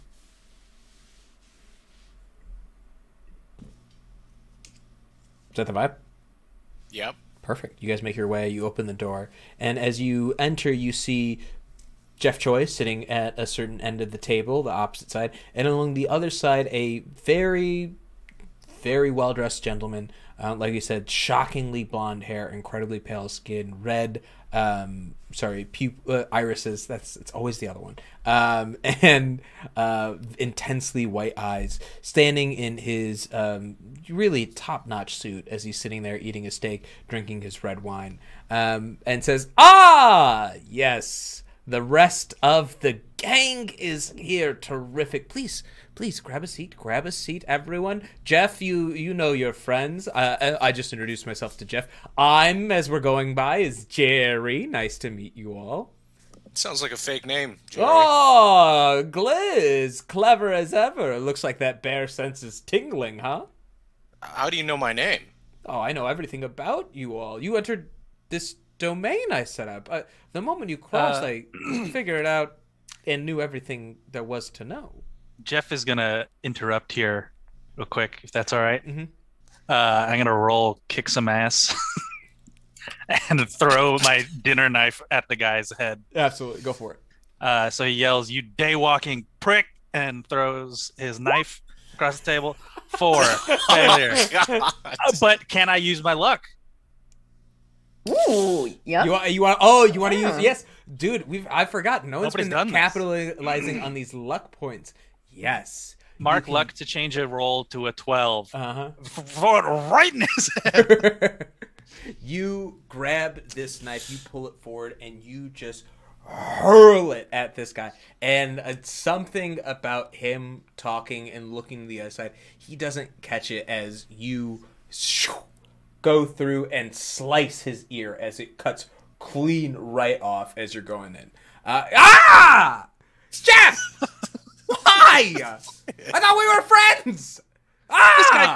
This guy killed Bartholomew. Nobody eat what's on the table. It's grade A steak! Come on! He was a grade A friend. It was wasting away in that suit. You killed Bartholomew? Yes, and he's delicious. Enjoy, please. I prepared you a meal. This steak is Bartholomew? I'm eating the steak. Already eating it, yeah. I'm going to kill you. Also, Jeff, your cousin might be dying. Oh, back to you, Jerry. Jeez, really, my ear cut. And as he moves his hand, it begins to grow back in place. That really hurt. It really smarted. My goodness. Jeff, did no one teach you lessons in Glenview? My God. Can I do something? Yeah. I want to use my tune in, where you can attune your mind to a monster or minion. Yeah. Do it. So, okay. I think this is how I rolled it. Imagine it's you get like a +4. You get a move forward. Tune in an 8 mixed success. What are the options? Okay, so I can ask. Wait. Okay, so roll plus weird on a 10 plus roll. Hold 3. 7 to 9. Hold 1. Mm-hmm. On a miss, the monster becomes aware of you. Okay, so does that mean I can ask one of my questions? You can ask one of your questions. Is exactly what it means. Okay, so I want to ask, what is it planning to do right now? As you're tuning in and looking at it, you are trying to look at just like taking it all in, man. Like whatever this dude is, or he went through a lot of trouble to put this together. This banquet hall, the like actual thing, like he had to know where you all were. Like there specifically are these numbers of tables. So there was clearly preparation done for this meet. And given the fact that he handled Bartholomew, it seems like he's still choosing not to be violent in this moment.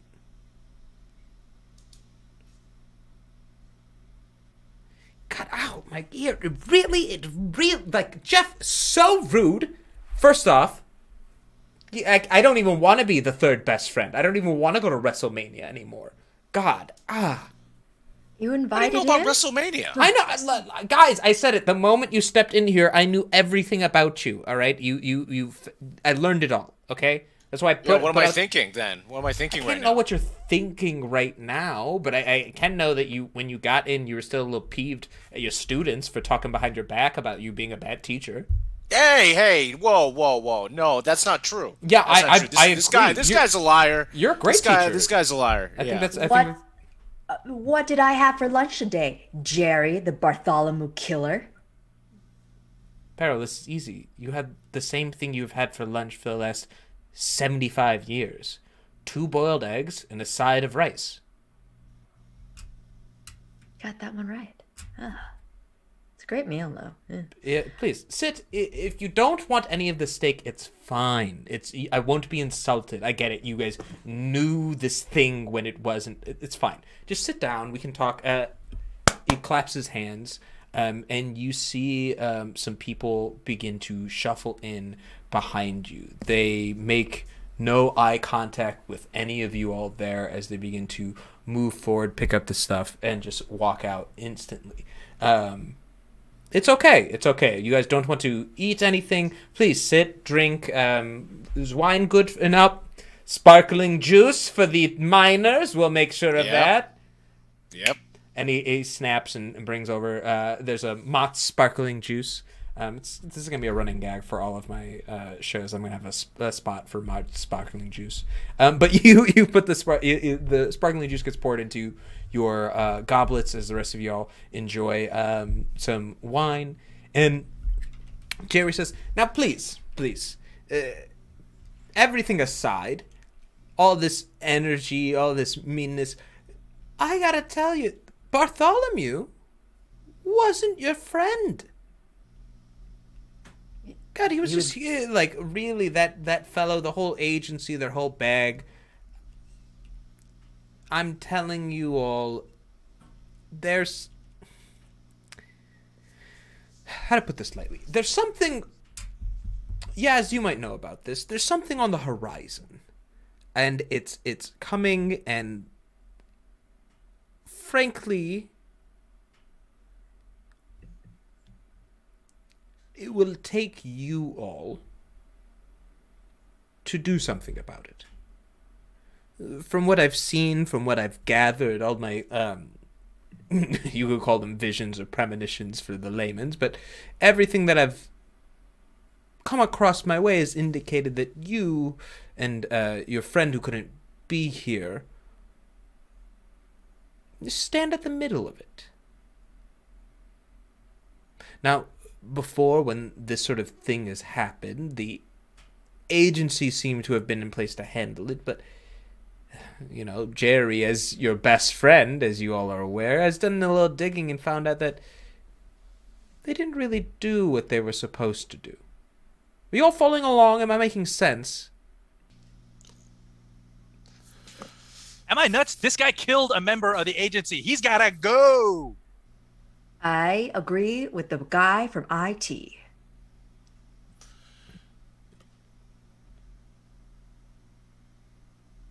How'd you cook the steak? No, it's real easy. I just put it over a nice roast over the grill after taking some... You don't really want to know. It's honestly, it's weird you're still eating it. You found out and you're still eating it. That's the weird thing. I'm starving. Wait, cool. No. I want to hear more about what you were saying about the agency. It was the agency's fault?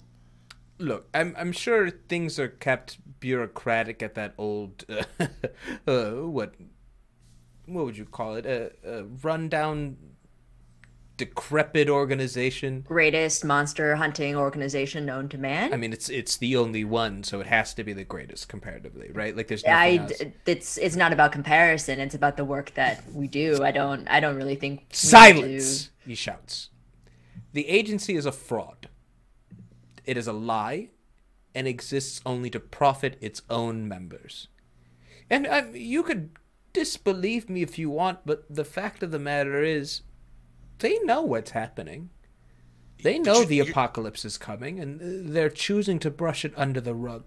Meanwhile, some of us, with interests in staying alive and keeping things in some way, shape, or form in order, thought maybe you all would be different. I don't know. I was like, maybe these folks would care a little about keeping all of humanity and life itself around.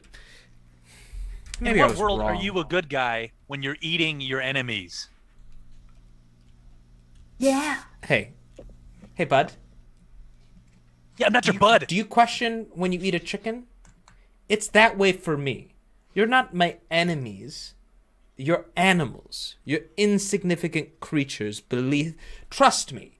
If I was to explain how much greater I am than you on every possible level, you might understand. This isn't helping us join your side at all. You're just insulting us. I'm gonna eat your ass. It is infuriating. Whoa. Hey, yo, whoa. It is infuriating that I'm reduced to asking for your help.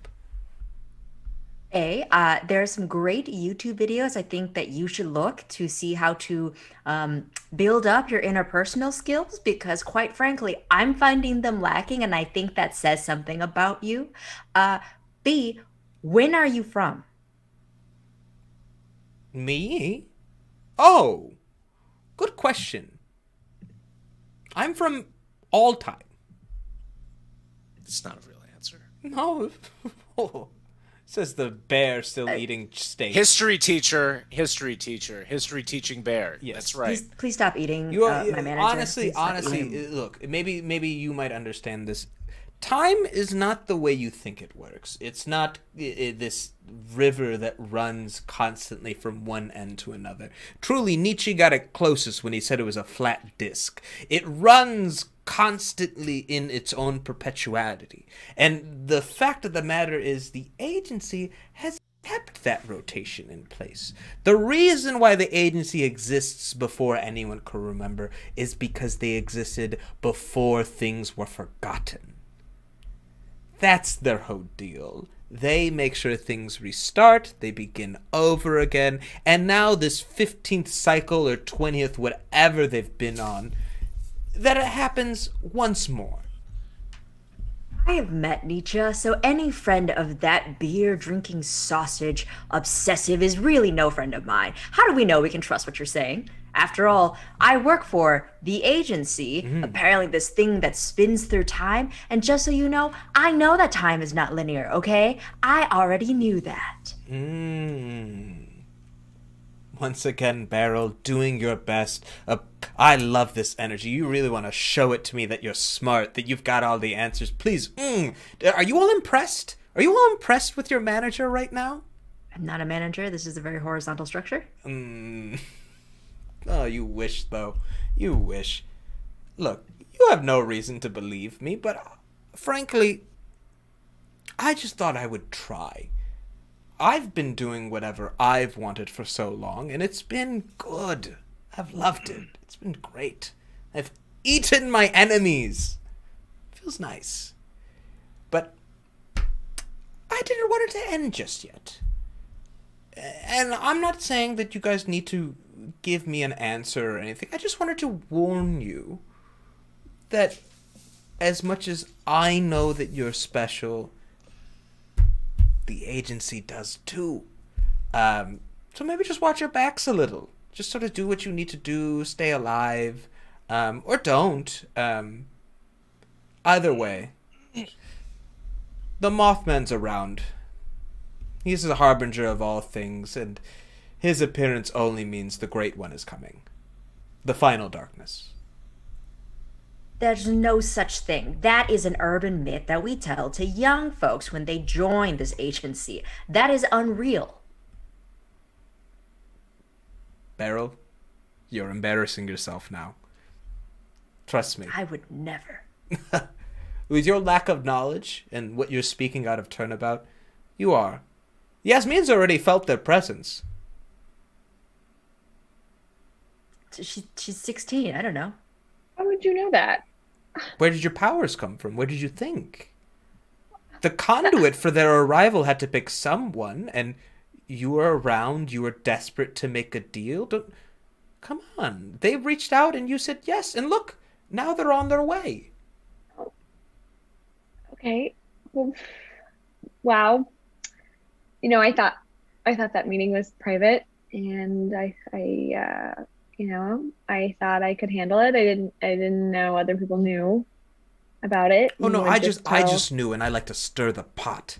Okay, well, thanks for telling everyone else, that I don't really like to talk about that whole thing. So I will not be answering questions on what happened. But yes, I have been feeling something stirring, and I'm kind of nervous about it. And that's all about all the information I have. Thank you. You're saying that Bartholomew was an agent of this darkness? No, I'm just saying Bartholomew knew and didn't care. The thing about the agency, and Jerry points to Beryl, is once you've drinking the Kool-Aid long enough, you start to believe everything that they tell you is worthwhile. That the cycle is important. That things can't exist after a certain point because then time itself, yada, yada, yada. They just want to restart everything like they've always restarted everything. The other thing about the agency is that we stick together. We don't abandon our own. He throws a fork right at Jerry. Okay, give me a roll.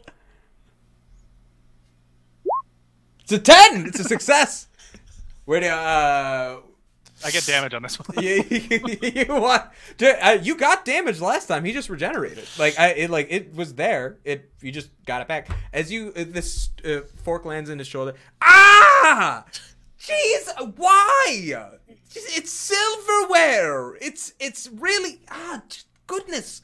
He killed and ate a member of the agency. Why are we not losing our minds?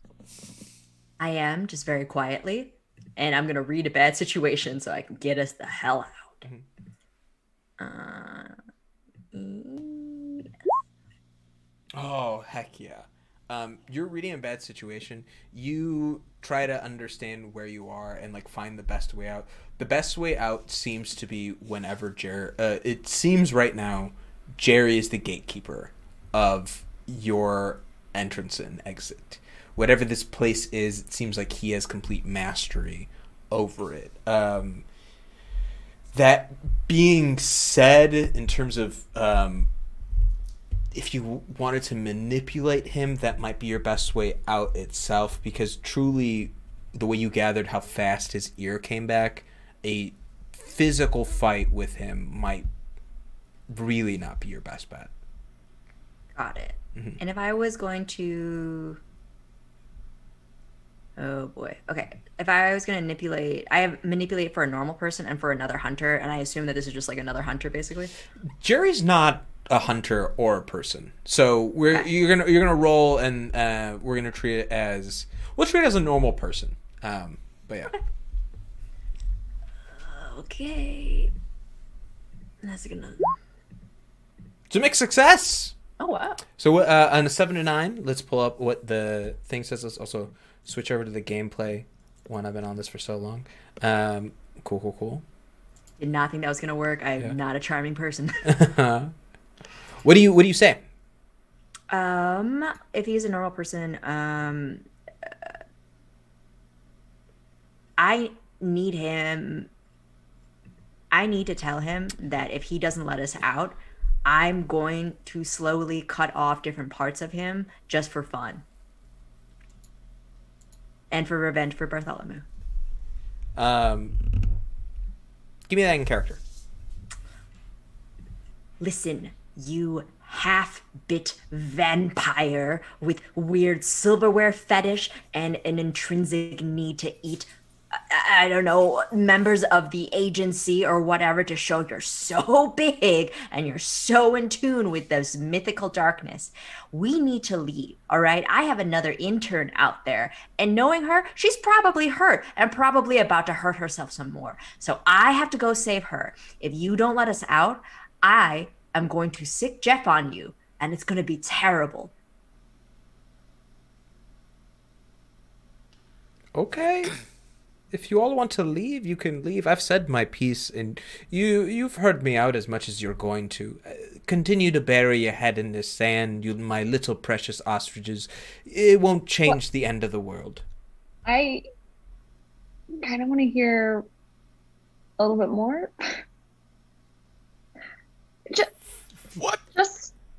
What do you mean you want to hear a little bit more? Just Good. research. Someone with wisdom and reasoning. Thank goodness.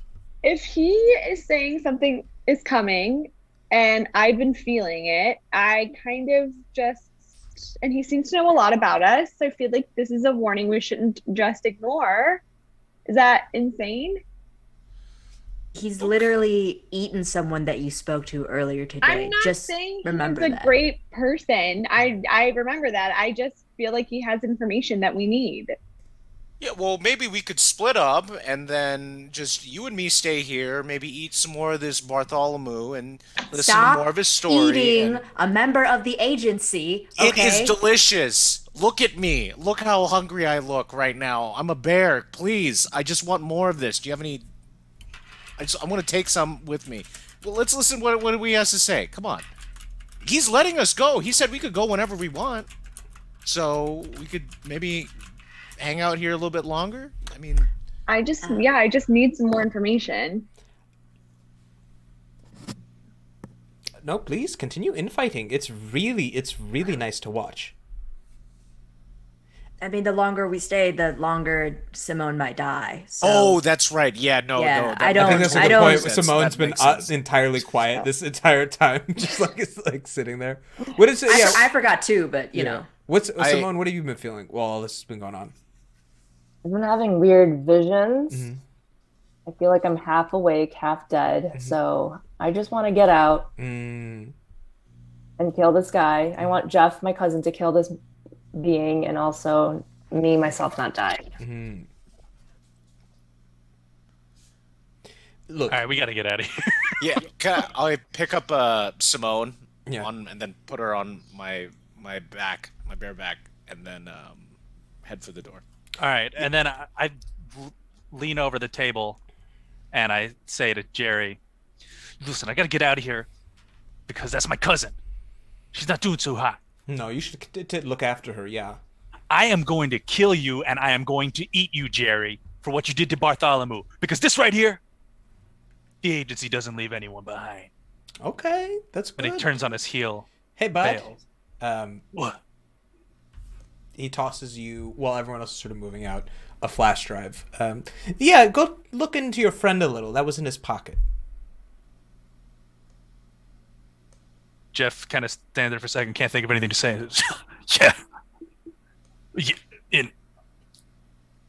No, it wasn't. And then leaves. Oh, and Yaz, he walks over, pulls out a card. Here's my card. Call me if you want to talk about a little more about why things seem to go your way, or why, I don't know, that one keeps stepping in poop. You know, we can discuss it. How does he know that I always step in poop? What? Oh, you should ask Yaz about it. Okay, it's time to go, everybody. And then I'm throwing away this card. I'm never gonna call you, but I secretly put it, in my shirt or something when no one's looking. You look at the number. It's 555-555-5555. Okay, so then I just throw it away. Yeah. As you, he points, like, thank you so much for coming. Honestly, visit anytime you would like. It might not be through this ruby, but some other sort of mystical gem. We kind of move around here quite a bit. But really, it was wonderful meeting all of you. Even you, Jeff. Yes, even you.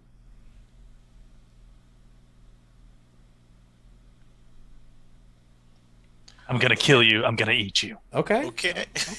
I mean, watch the Cornetto trilogy. Maybe we can talk about it next time. Okay, bye-bye. And a set of double doors open behind you, and the same vacuum force that you felt pulling you into the ruby begins to yank you all out.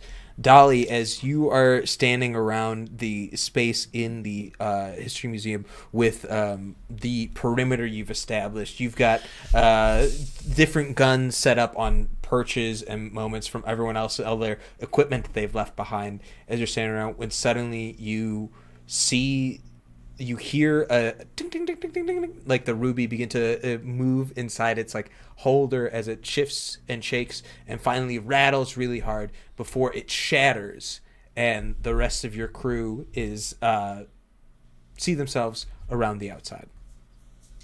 Jeff, Glizzy, Simone, Beryl, Yasmin! Dolly! Careful, wait, nobody move. This place is really booby trapped. Also, don't squeeze Dolly too hard. They have a broken rib. Oh, sorry. Oh my gosh. Okay, hold on. Let me just undo a few wires. Give me 1 second. I'm just gonna unload this gun. 1 second. So sorry. Okay. You're back. What happened? Jerry the prick vampire killed our friend and served him to us for dinner. It was pretty good. Lizzie, we can't be eating other members of the agency yet again. You guys ate him? Why are we hiring cows? Only Gliz did.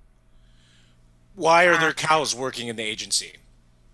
I don't know. You're a bear. Yeah. I know. I'm a bear. People stuff nobody bears. likes to eat bears. People eat bears. Well, those people are sick. People who eat bears are sick, okay? there are several animal agents of the hunters of with the agency. You know, I know at least 2 chickens. There was 1 owl. That guy died. I think that might have been Simone George. is actually dying right now. Should I put her down or something? Can we heal her? Can we heal her? Do any of you guys have healing? So I think Simone's not dying. It's just like they ran a marathon. Like I said, they a lot of energy was expended on them. If anything, they looks like they could use an IV of electrolytes. Like get them a Gatorade, some food. Like, yeah. There's one thing I've been thinking about a lot before you guys came out, and Simone, if it's okay, before you start feeling better, I'd really like to get to the bottom of this. Yeah, go ahead. Yeah, when all like your metal objects got left in this room, I found a belly button ring. Wait a minute. I'm so sorry. Can you say that back one more time? I just need to do one thing. When all of you lost your metal objects when you were going into the ruby, I found this belly button ring.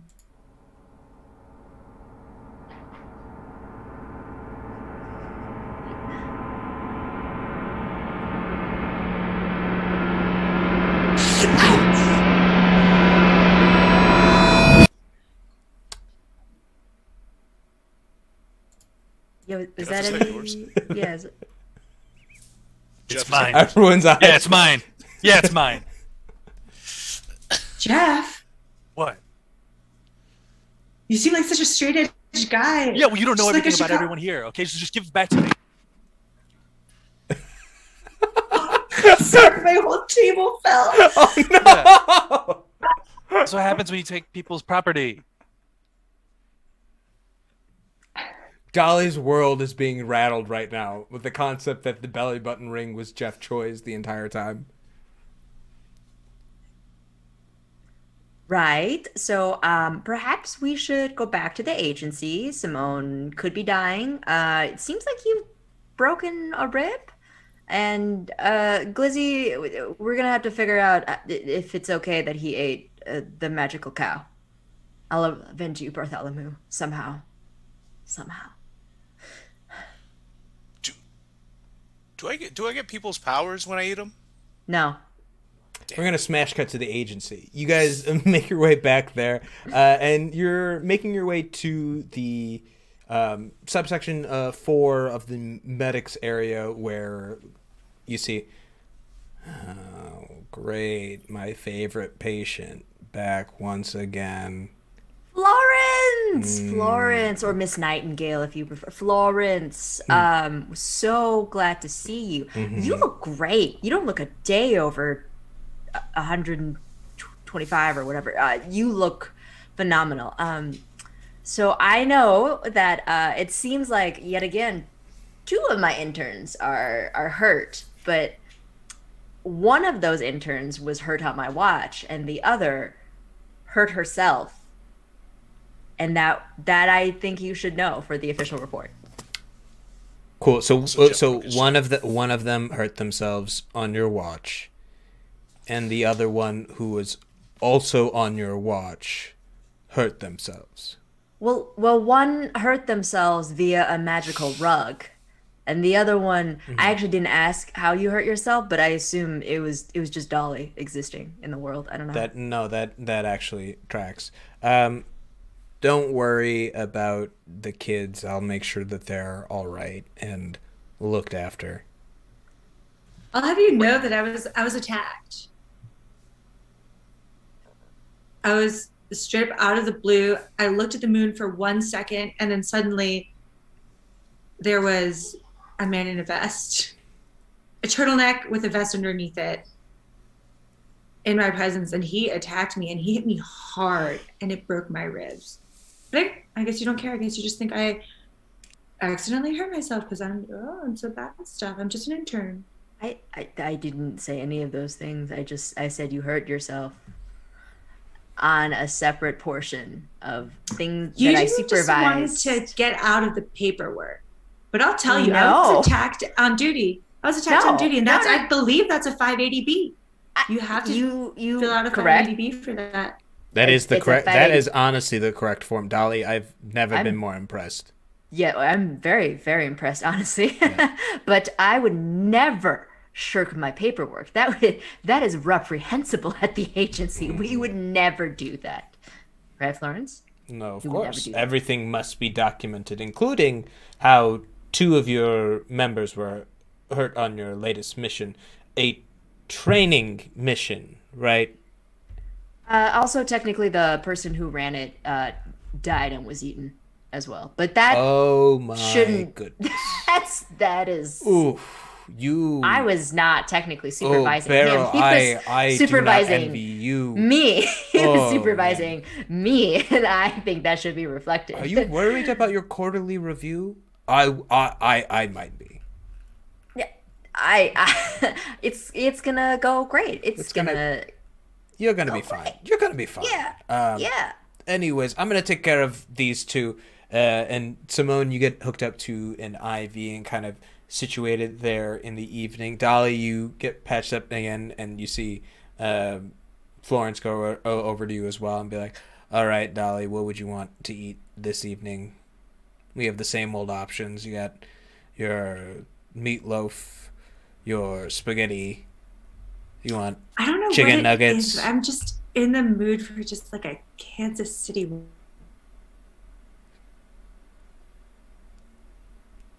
You were about to say Kansas City ribeye because your internet cut out in a moment when you said Kansas Kansas City City. I don't know why I just She was he. a Kansas City ribeye. A Kansas City ribeye, yeah. Oh, Simone, you hear Dolly say this as you're tucking yourself into bed. I want to cut back to the rest of the group. What do you all do? We're going to cut back to you all and sort of get in towards your evening routines as you like wind down. But as the rest of you all, we pan away to you all going back to your homes after this evening or your post-mission setting. What do you all do? And we can go in any order here.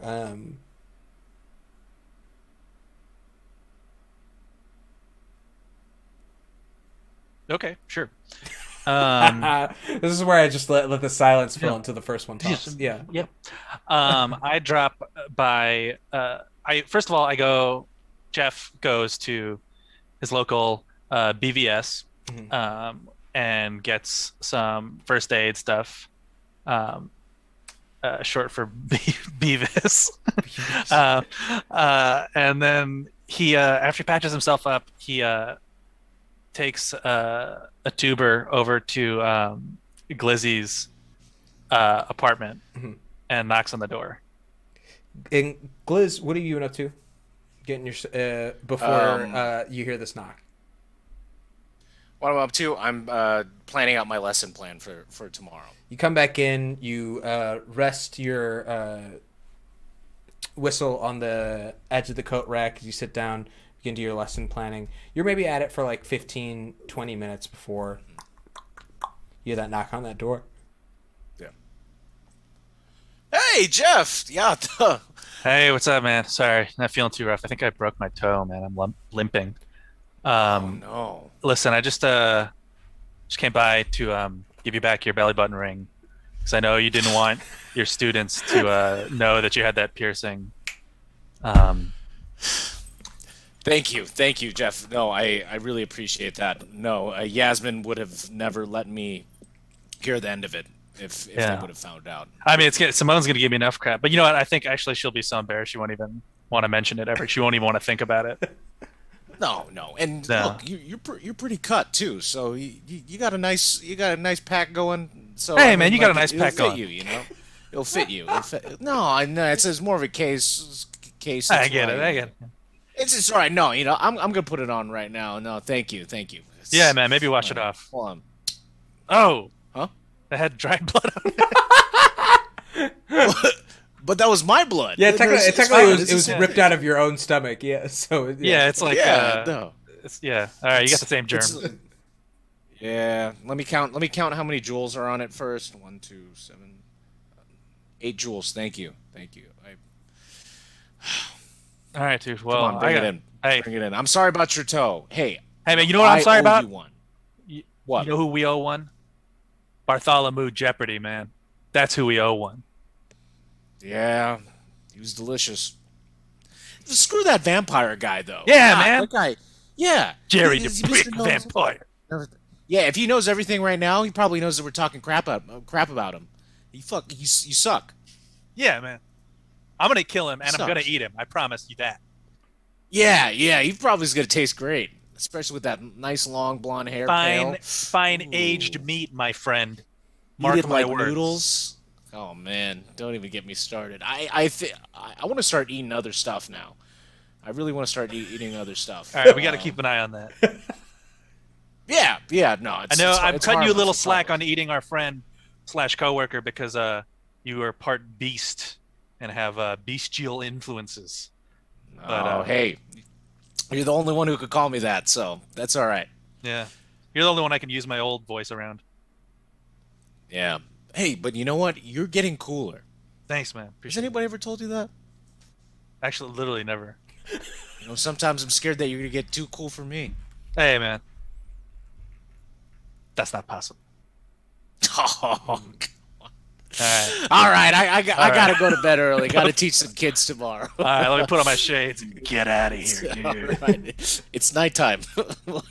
Okay, drive safe. All right. All right, see you. So we leave. Then I go outside and wait for an Uber. You wait for an Uber with your sunglasses on at like 12 o'clock at night. I love it.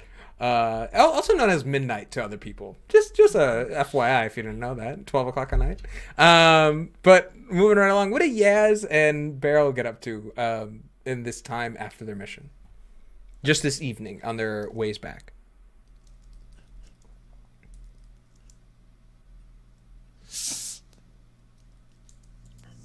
We keep looking at each other, unmute, and then go, okay, no, you go. So I'll go. So Yaz is, I think, pacing. She like can't unhear what Jerry the vampire, if that's his real name, said about like this darkness that this Mothman may be coming. And like how he knew about the deal she made to like get powers. Which she thought was a very private, terrifying moment in her life. So she like is pacing and keeps like pulling out her phone thinking she should call him, and then thinking maybe she shouldn't call him, but then thinking she probably should call him. So she's really conflicted. I think you carry that energy with you. And even though you tossed and like ripped up the card, somehow it's still in your pocket later. You see it. It's still there in one whole piece with the numbers. And the script is odd. It's not your Helvetica. It's like a weird sort of italicized papyrus with a Gothic font on it. But it's there. Just a white card with red ink on the center of it with the numbers plated out. As you make it back, you see... climbing up the stairs into your apartment, you see a little bit of food placed at the edge of your door and a little note. It says, it's like, "Now, dear, you must make sure that you eat your food properly. I also heard, or there's a thing called finals happening around this time. I hope you're studying. Love, Greta." And you see that Greta let you like a little bowl of pierogies and a dumpling sauce right outside your door. Yeah,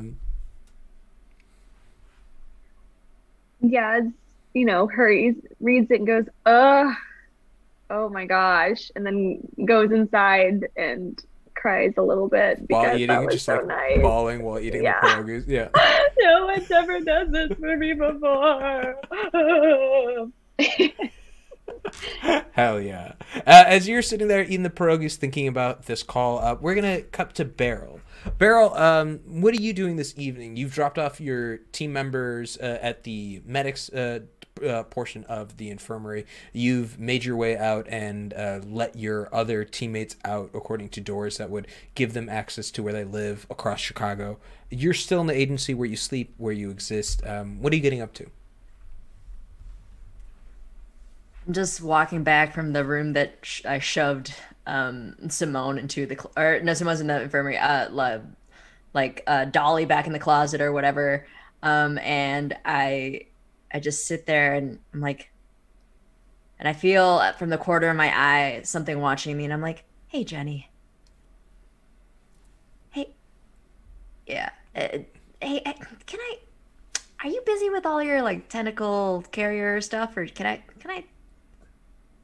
Are you busy right now? For you, Beryl, please. I can spare a tentacle. I've got 7,000 of them. Good one, Jenny. Do you remember when we first got to the? Well, I mean, you. I don't know how long you've been here, but I remember when I first got to the agency, and they used to just, all the older hunters would say, "Oh, watch out for the Mothman."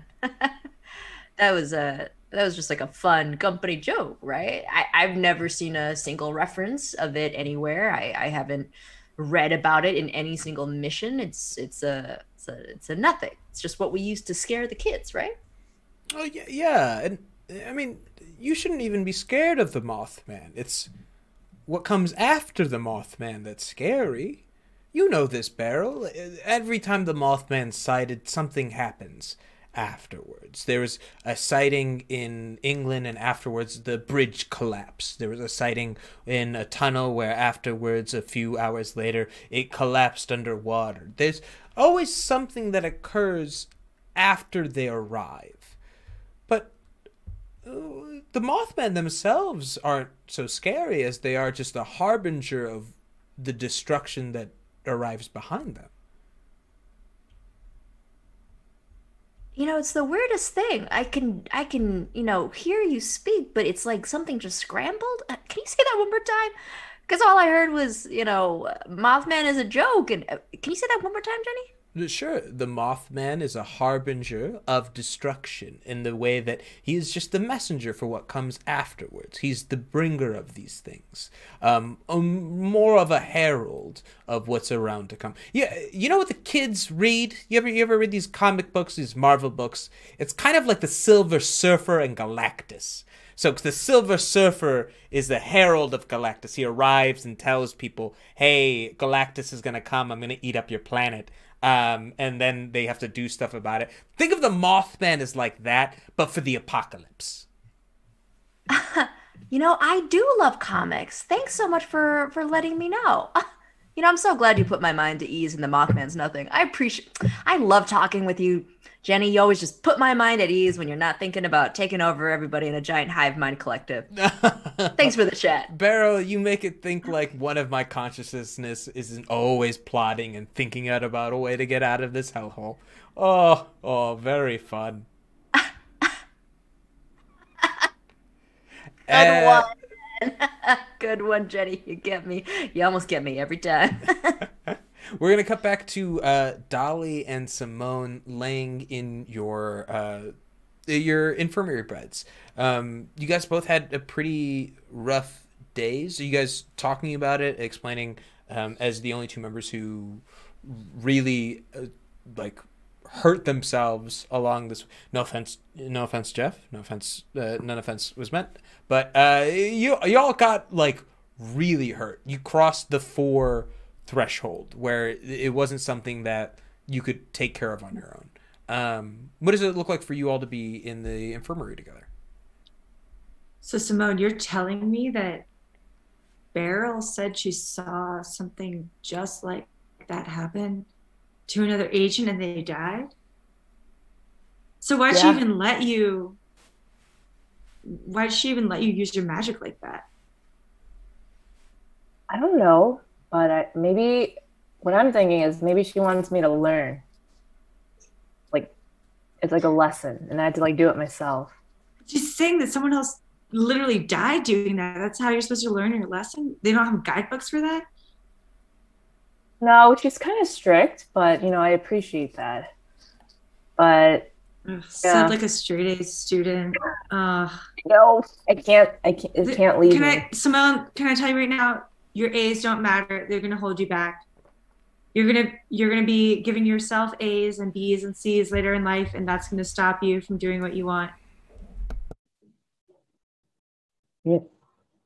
You're the first person that's ever said that to me, Dolly. Everyone's always judging me.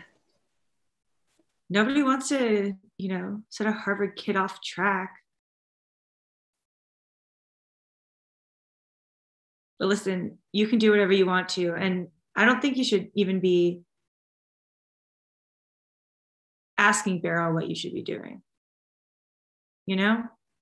Just figure it out and make your own mistakes. She's not there to teach you lessons. You learn lessons on your own.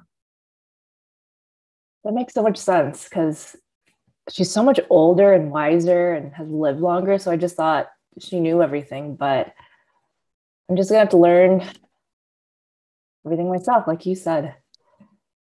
You know what I want to learn? Now that we're here and it's nighttime, I kind of want to poke around and investigate a mystery. I don't know about you. Yeah? You want to do that?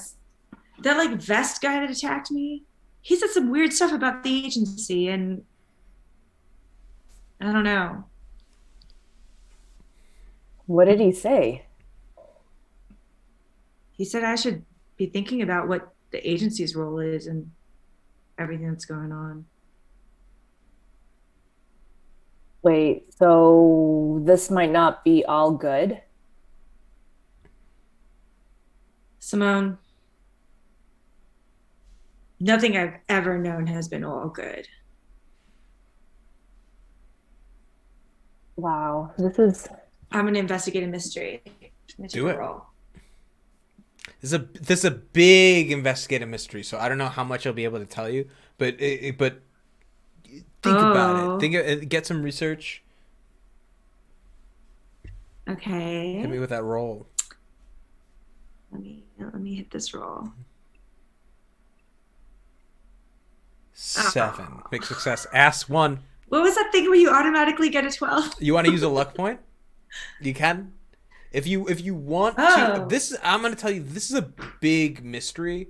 So this might just lead you. It might not give you the full answer, but using a luck token on this would give you, point you in extremely the right direction if you're thinking about it in that sense. And mixed success, you can still ask me a question and sort of put it in that direction. But yeah. I think at this point in the story, I'm okay with Dolly as a character being misled or getting toward the truth and us not knowing which one it is yet. So I think I'll take the mixed success without changing it. But I'll ask. I want to know how Beryl got to the agency. You dig around and you start moving through the night as you pass Florence asleep at her desk at at 3 a.m, right? You're sort of moving your way through the agency quietly, stealthily, and you pull into Beryl's office and you open the door. They're not here right now, at least in this part. You hear and you sit there for a moment and listen quietly.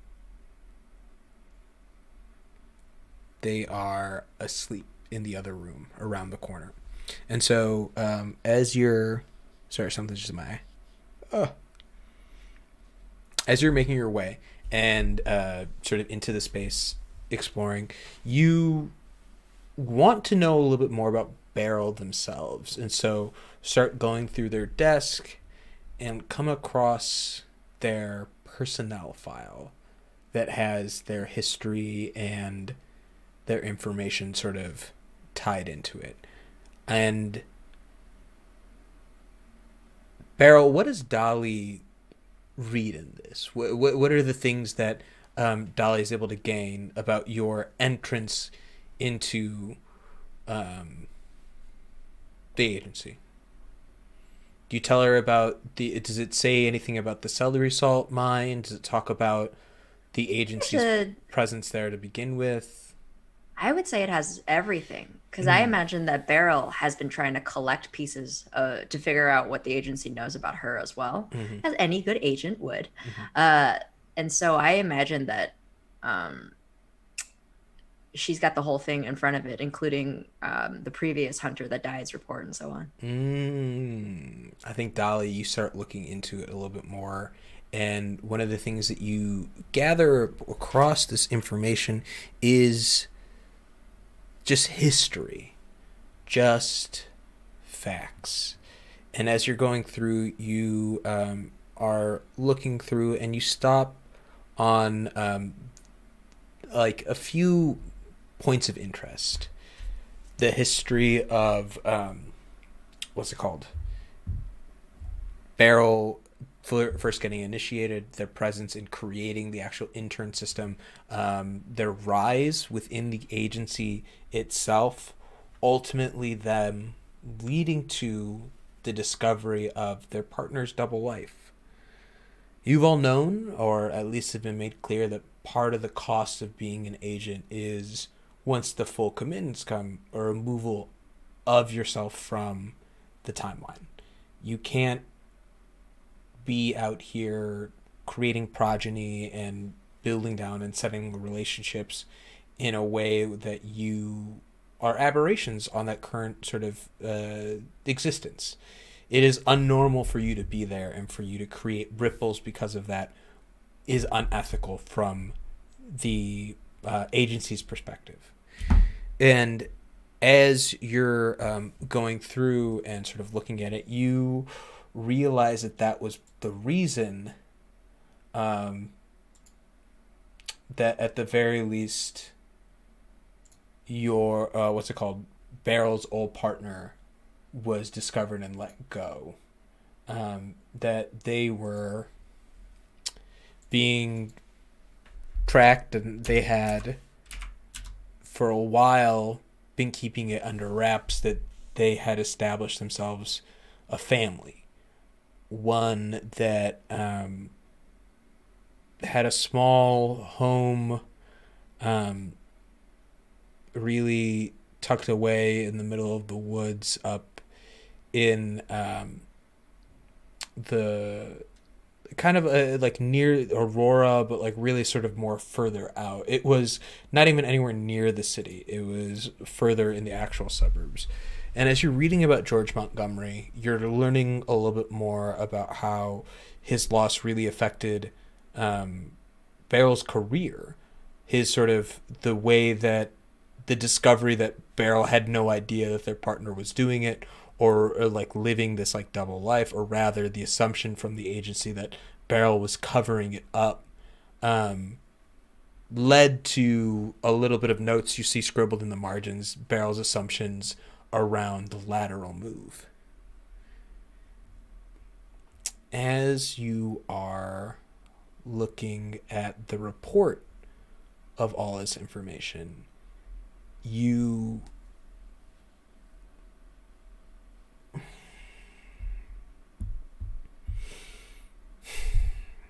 make the tough realization that starts off first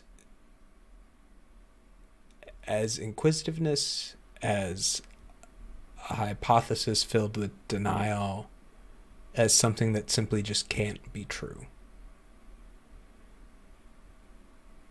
But the time and date of when George Montgomery was removed from the agency's issue list, and the time and date when your parents died, match up.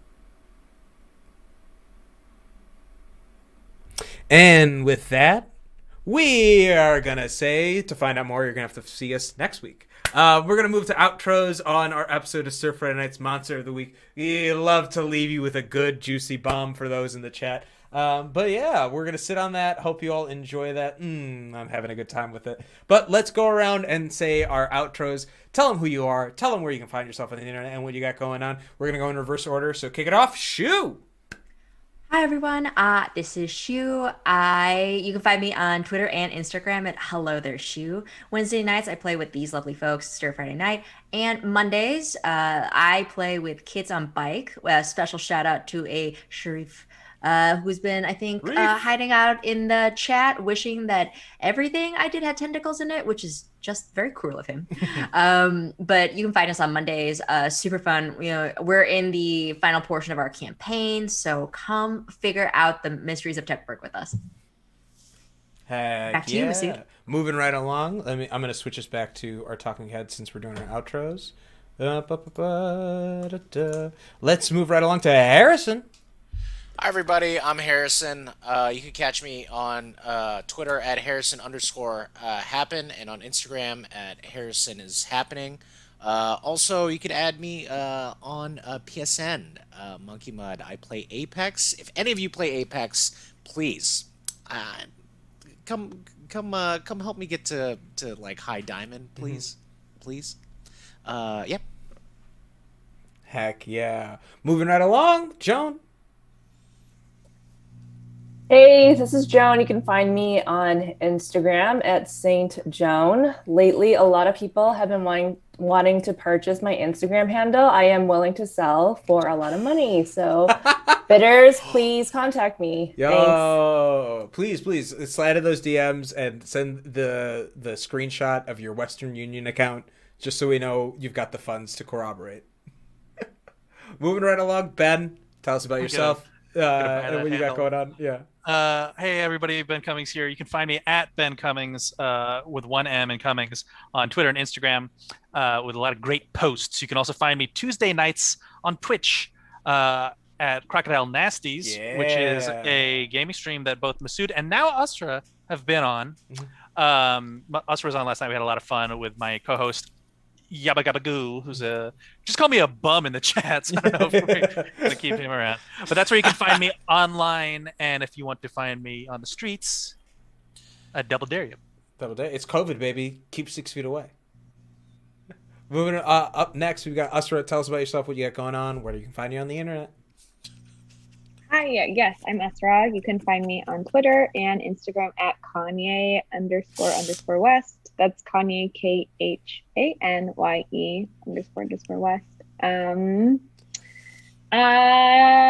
Not really up to much. I just got a Switch not too long ago, so I'm playing a lot of that. And yeah, that's me. What are you playing on Switch? Tell us. Is it Animal Crossing? Is it Animal Crossing? Is it Stardew Valley? Is it? I want to buy Animal Crossing, but I haven't yet. I'm playing Mario Odyssey and Breath of the Wild. Good games, both great games. Yeah. Ooh. Yeah, very good. Okay, moving right along. You're in awe of those games. Just thinking about those games. Yeah, that's good. I was about to ask you how many times you've died playing Breath of the Wild, because that game kicked my butt. Oh my god. I had to switch because I'm doing very poorly. So, yeah. We'll move right along then to our last but not least. Erica, please tell us about yourself, what you got going on the internet, and where we can find you.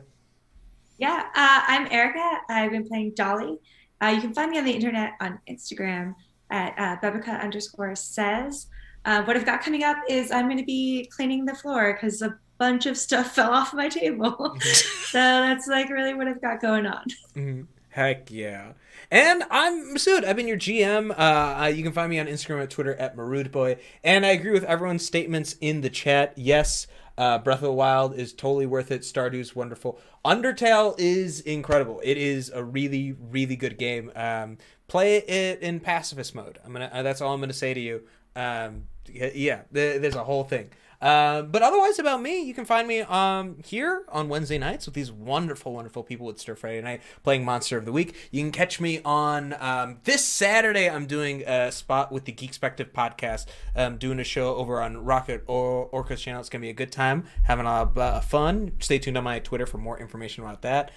Sunday, I don't have Rivals of Waterdeep because we had our season finale and we're off. We'll be back with that on May 16th with ya boy as the DM. Yeah, I'm really excited about that. It's going to be good. Hey, Reef, there might be some tentacles this season. Watch out. But we're Swear going to to God, you too.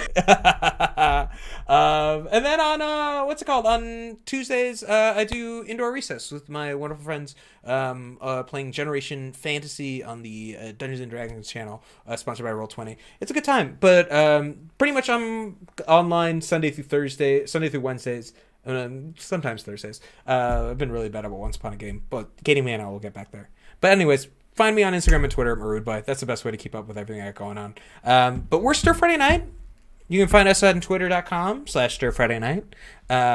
Keep up to date with a lot of stuff that we got going on. We are America's oldest all-Asian improv and comedy troupe. And yes, I don't know whether or not that's true, but I know we're Chicago's oldest, and I'm willing to say that we're America's.